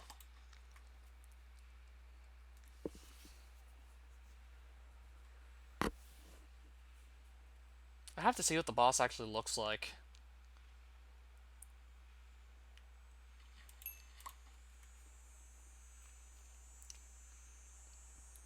A second saddle.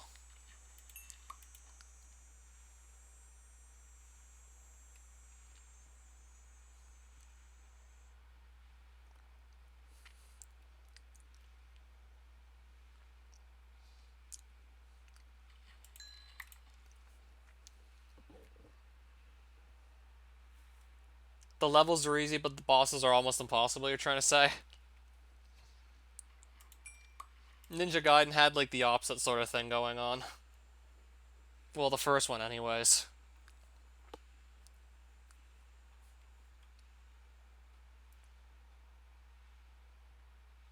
Hard levels, easy bosses, except for, like, the final 2.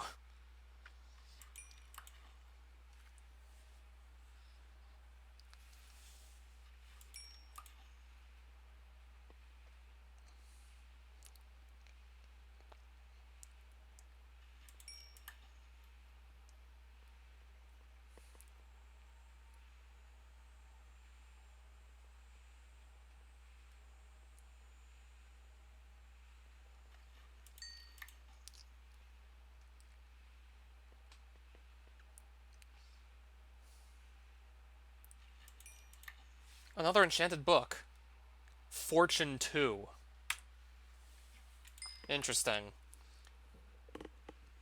In case maybe I lose both my Fortune 3 pickaxes, I can maybe try and recover off of that. That's if I somehow lose both of them. And I've pretty much recovered all my items every time I actually died with the gravestone mod anyways. I even did a couple of void saves.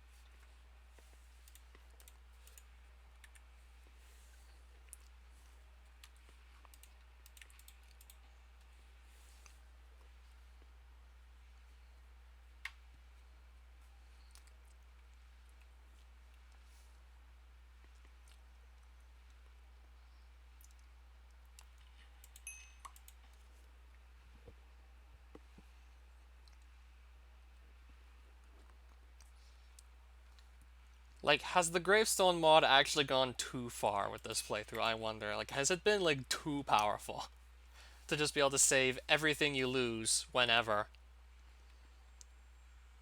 Getting back is a bit of a challenge sometimes, but even then, still, I always seem to just end up getting my stuff back no matter what. Is that a bit too OP?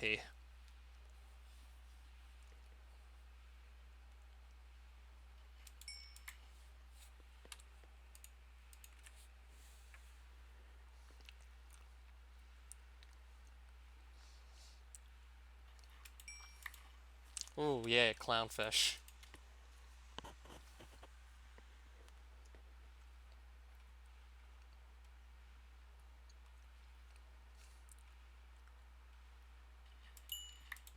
A second name tag.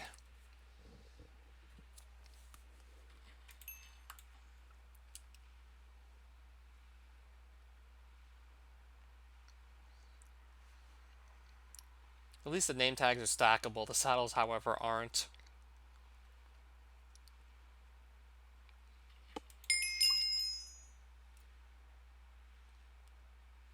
What, like, does it actually filter out your power-ups before you do the fight? Or there's simply no power-ups in sight before you even get anywhere close to the boss?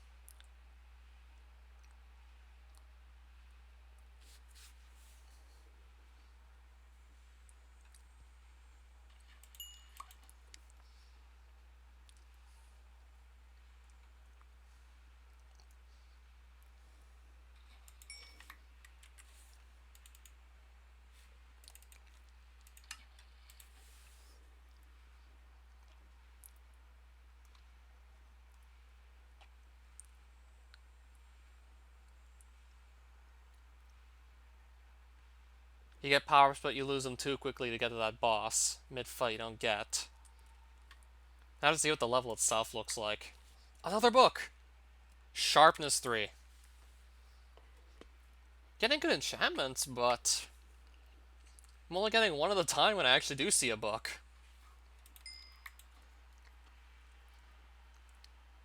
Sharpness 3 is always nice to see.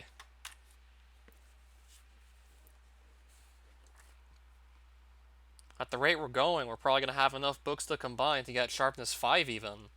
Which I'll probably save for like an even better weapon that comes my way, because I'm bound to see something better than the Trollbasher Axe eventually. Just not quite sure when.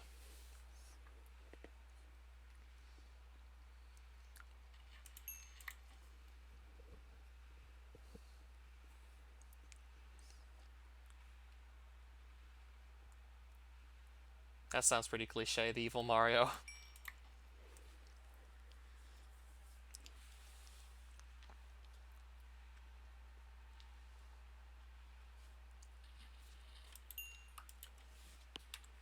A third name tag.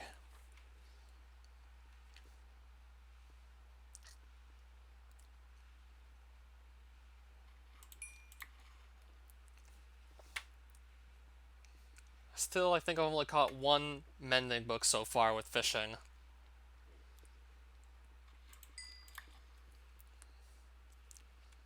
We're currently at like almost 43 hauling and still only one book with mending on it so far.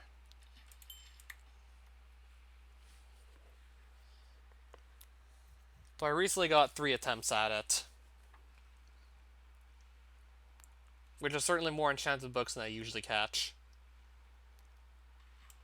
in like a given sitting doing fishing.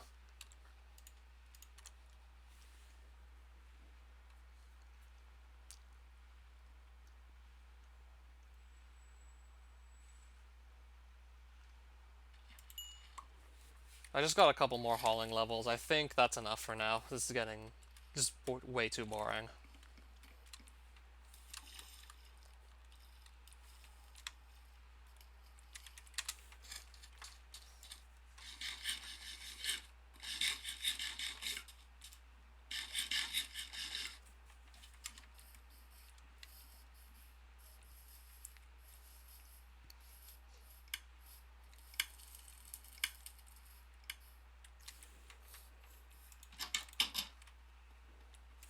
So what books do I have now? I kind of want to see.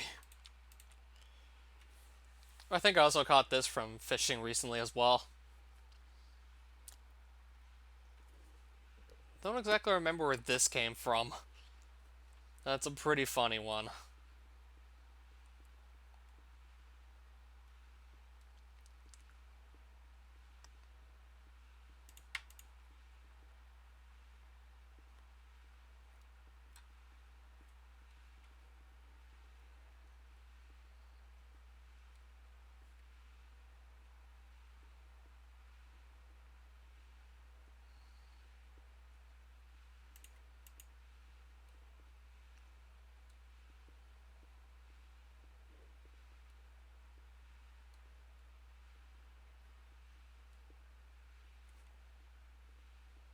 Do I even want to keep this book?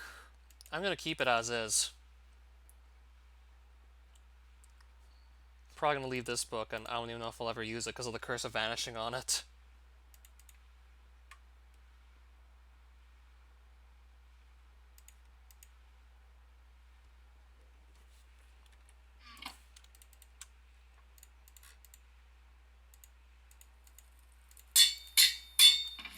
I'll probably just store this as sharpness 4 for now.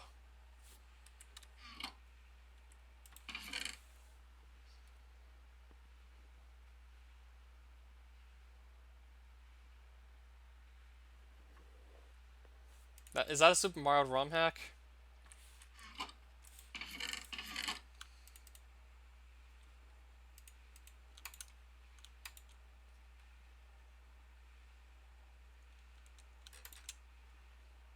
It's a Flash game, not a ROM hack. I don't remember if I tried that one yet or not. Maybe a long time ago, but I don't know if I actually liked it or not. I kind of doubt it.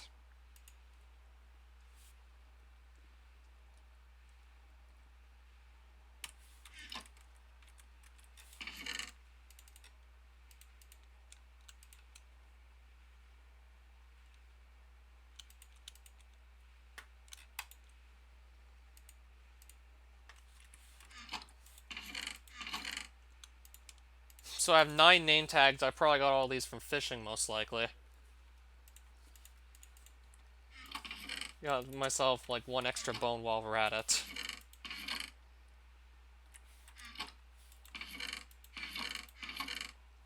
End rods. What am I gonna do with end rods?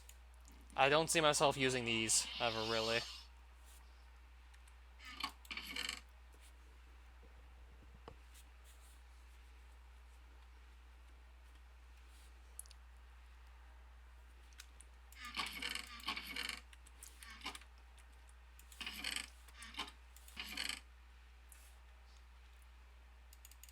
think I'll just get rid of some more netherrack while I'm at it. I don't even remember where these acacia wood doors came from either.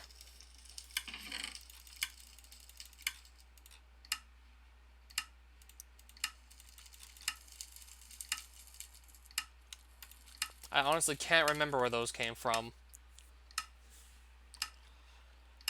Do I want to keep this or not? I don't think I need to because I have this on me. I don't think this needs to be kept.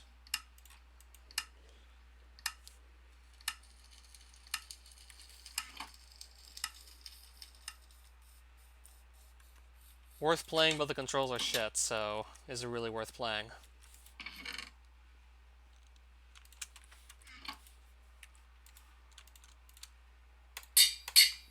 Now that is one hell of a pickaxe. If it had mending on it, then it would be like strictly better than the diamond one I had. But even then, I can just repair this occasionally with the magic repair dust and still have it last feasibly like as long as I want.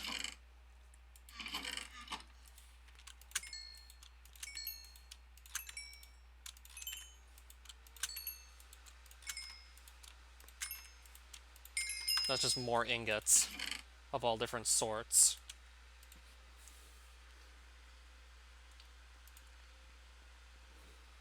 I think I'll also cash in some of my excess Varsium while we're at it.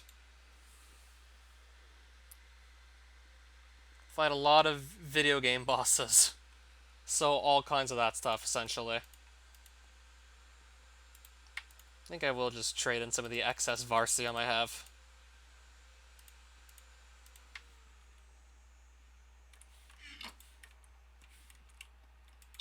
So I'm going to quickly go... Actually, no, I might just save it for another stream, going to Barathos, trading the stuff in.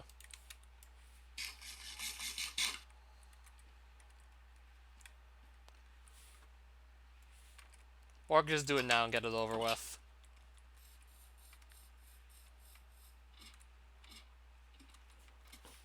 Maybe try and spot some more arcbacks while we're just going through there. Just to literally get this over with.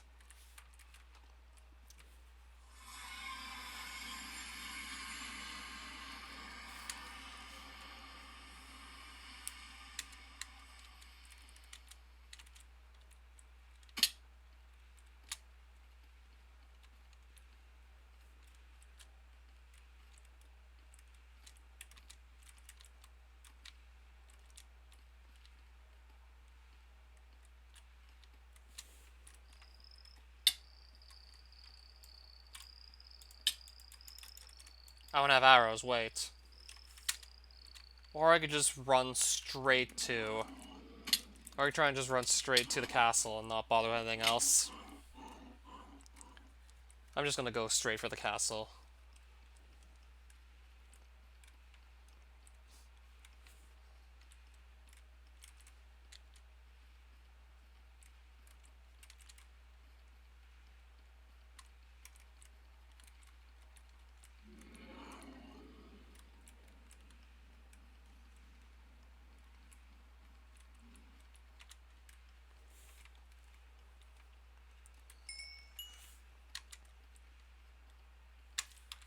Might just keep this in the hotbar in case I can actually attack something that's attacking me in melee range.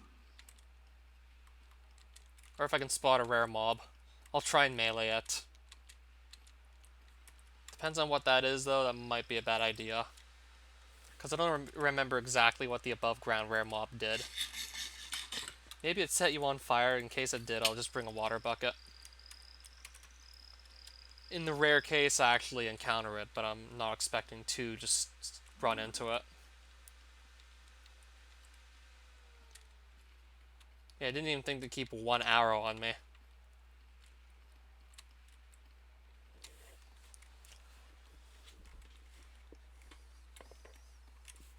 Also getting some expedition experience while we just do this.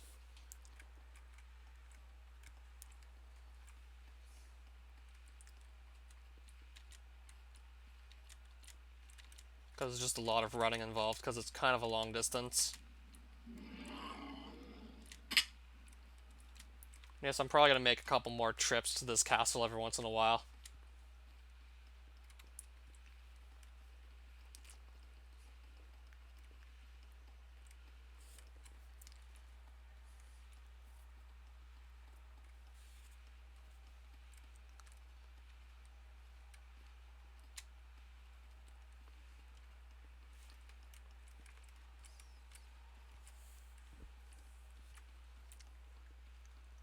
Honestly, not that far from it right now.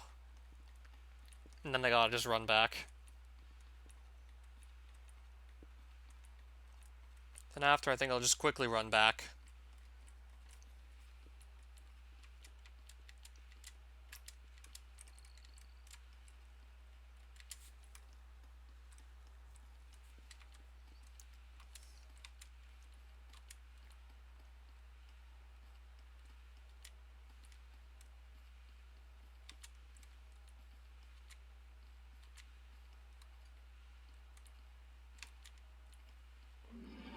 Okay, I just ran past that.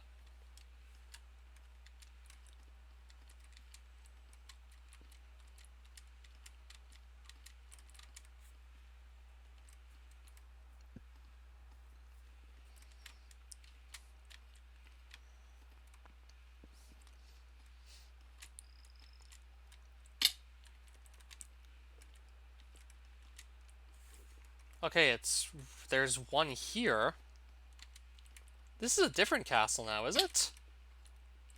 I think this is a different one that I haven't been to yet. I don't remember going to this castle.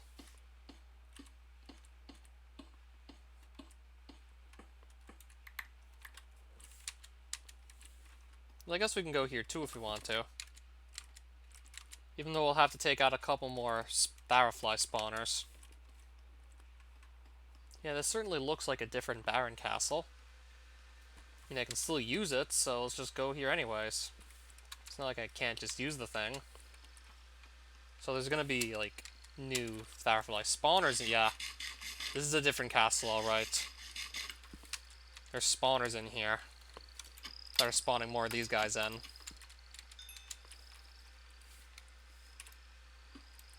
So I can break those for some decent experience, I guess.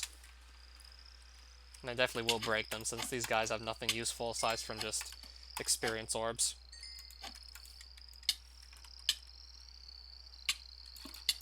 Alright, I guess I'll just have to kill these guys before I can get rid of the spawner.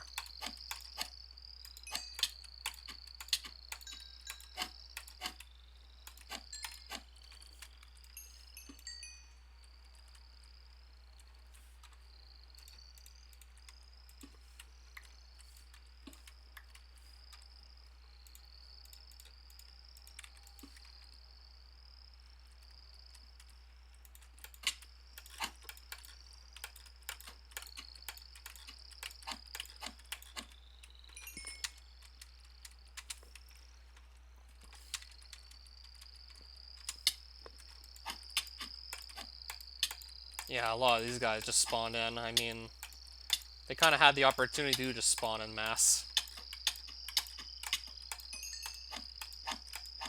I'll just try and tank them all. Whatever, I'll just tank all these guys. I mean, I have pretty good armor, so I should be able to. I have a good armor set, so I'll just fall back on that. And, of course, I'm gonna let him hit me, because why not?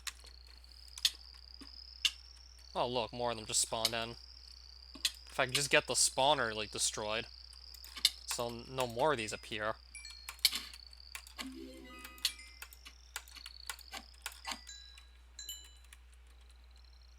There we go, it's pretty much almost all clear at this point.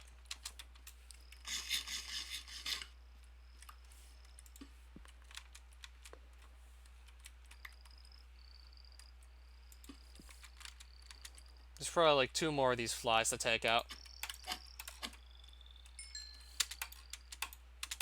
Now just let me kill this one too.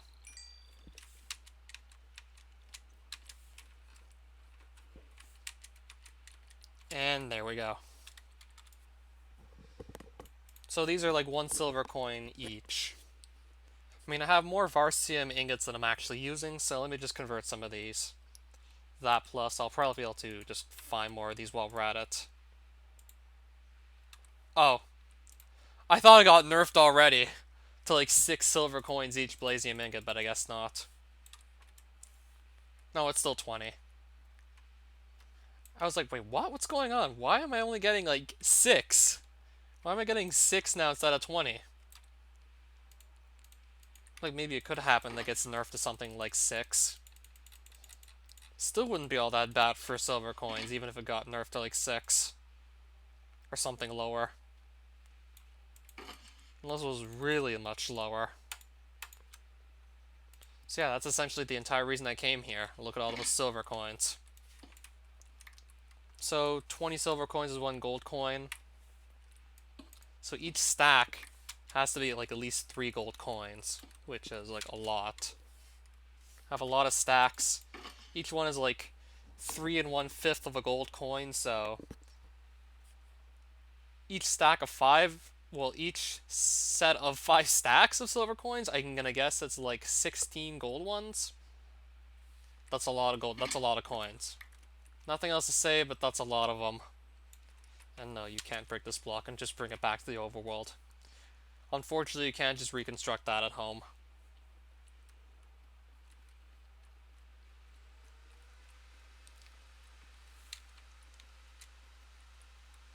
So now we're just gonna go back.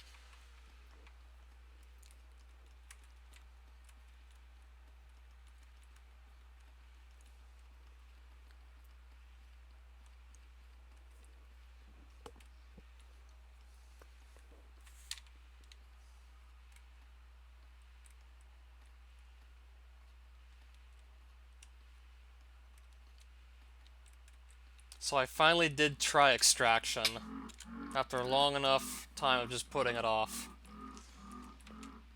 I got it to 9. If I get 6 more levels, then I can just train the rest of it off with skill crystals if I wish to do so, up until a certain point where like something else becomes my lowest skill. Yeah, aside from the skills that are like level 1, extraction is my lowest.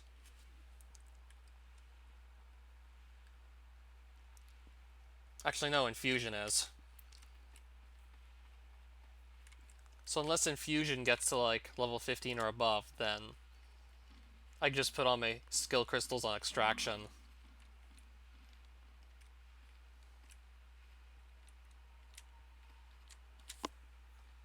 So I'd have to leave infusion alone if I want to just get all my skill crystals onto extraction. Same goes for butchery. Or just train those up like to like at least 30 plus each.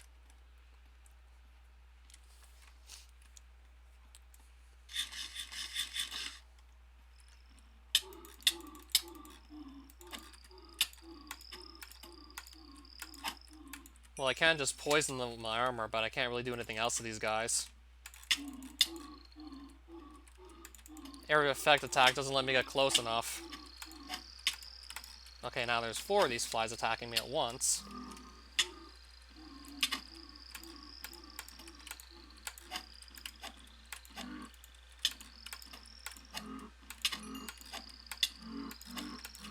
Yeah, they just keep coming faster you can actually kill them. Like, you can't possibly kill them fast enough because how many there are.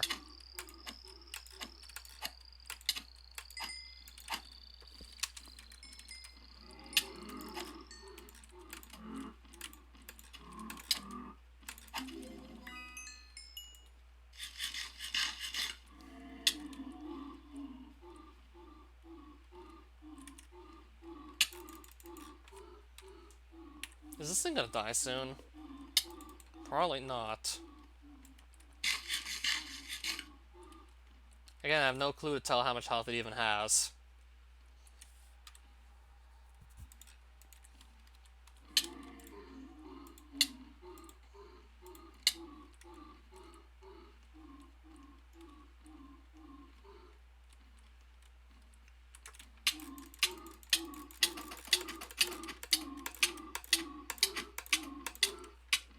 I wonder how many hits actually got in with my axe. Maybe a couple, but it's still alive.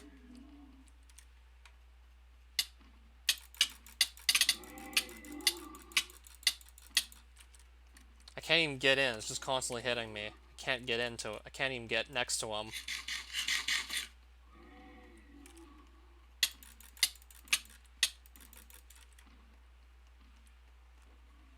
I need to just have a ranged weapon to fight him. This isn't working. This just simply is not working. And I lost quite a bit of durability on my armor, just getting nothing achieved.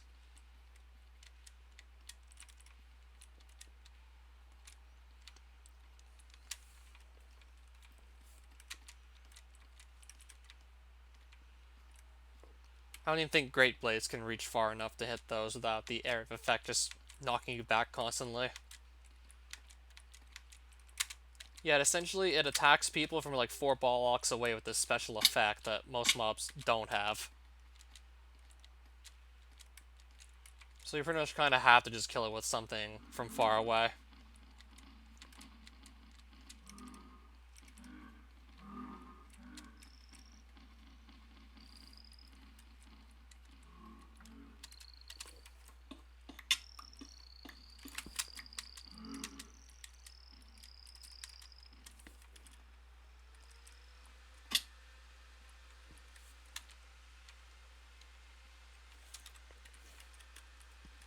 So maybe there's gonna come a time where I have to just get this armor repaired.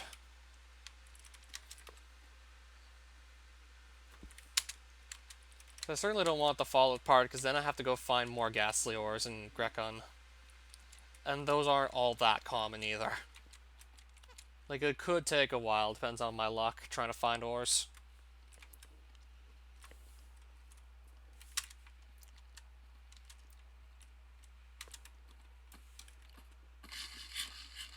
Haven't seen these in a while.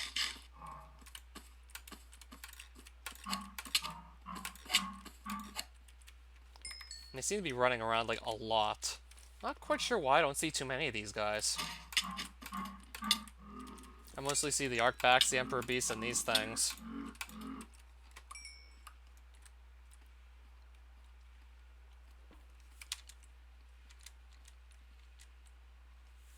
And also the flies.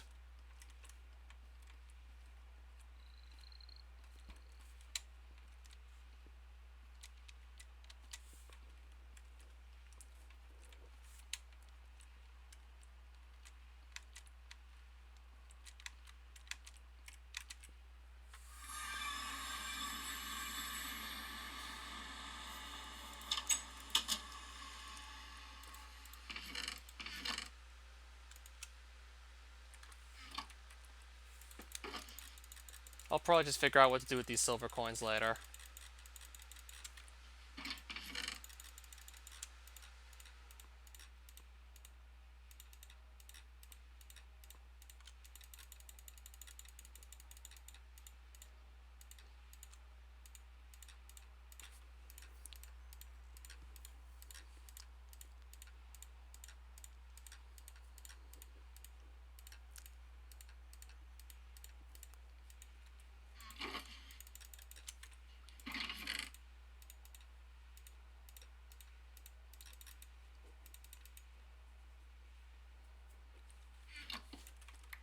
That was certainly a long enough stream. Didn't think I'd carry on for this long, but hey. Still only like 32 Baron tokens. Not that many. Oh, so that's where my Caillou staff was sitting this whole time.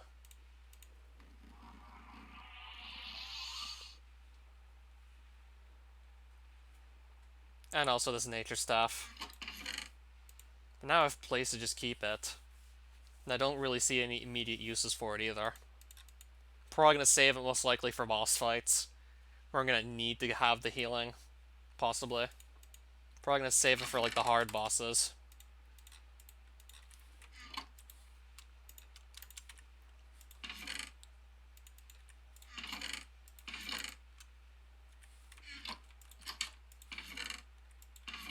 Where did I keep my second nature staff though? Because I remembered getting 2. Oh, there's my second one. I somehow got 2 from only 10 pod plant kills. Getting 1 is crazy enough, but I got 2.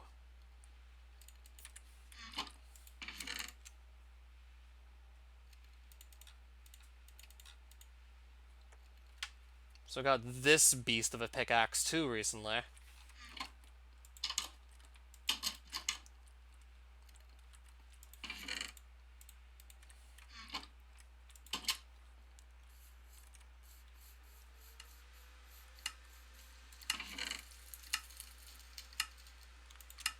Also, just get rid of the nether brick fences while we're at it.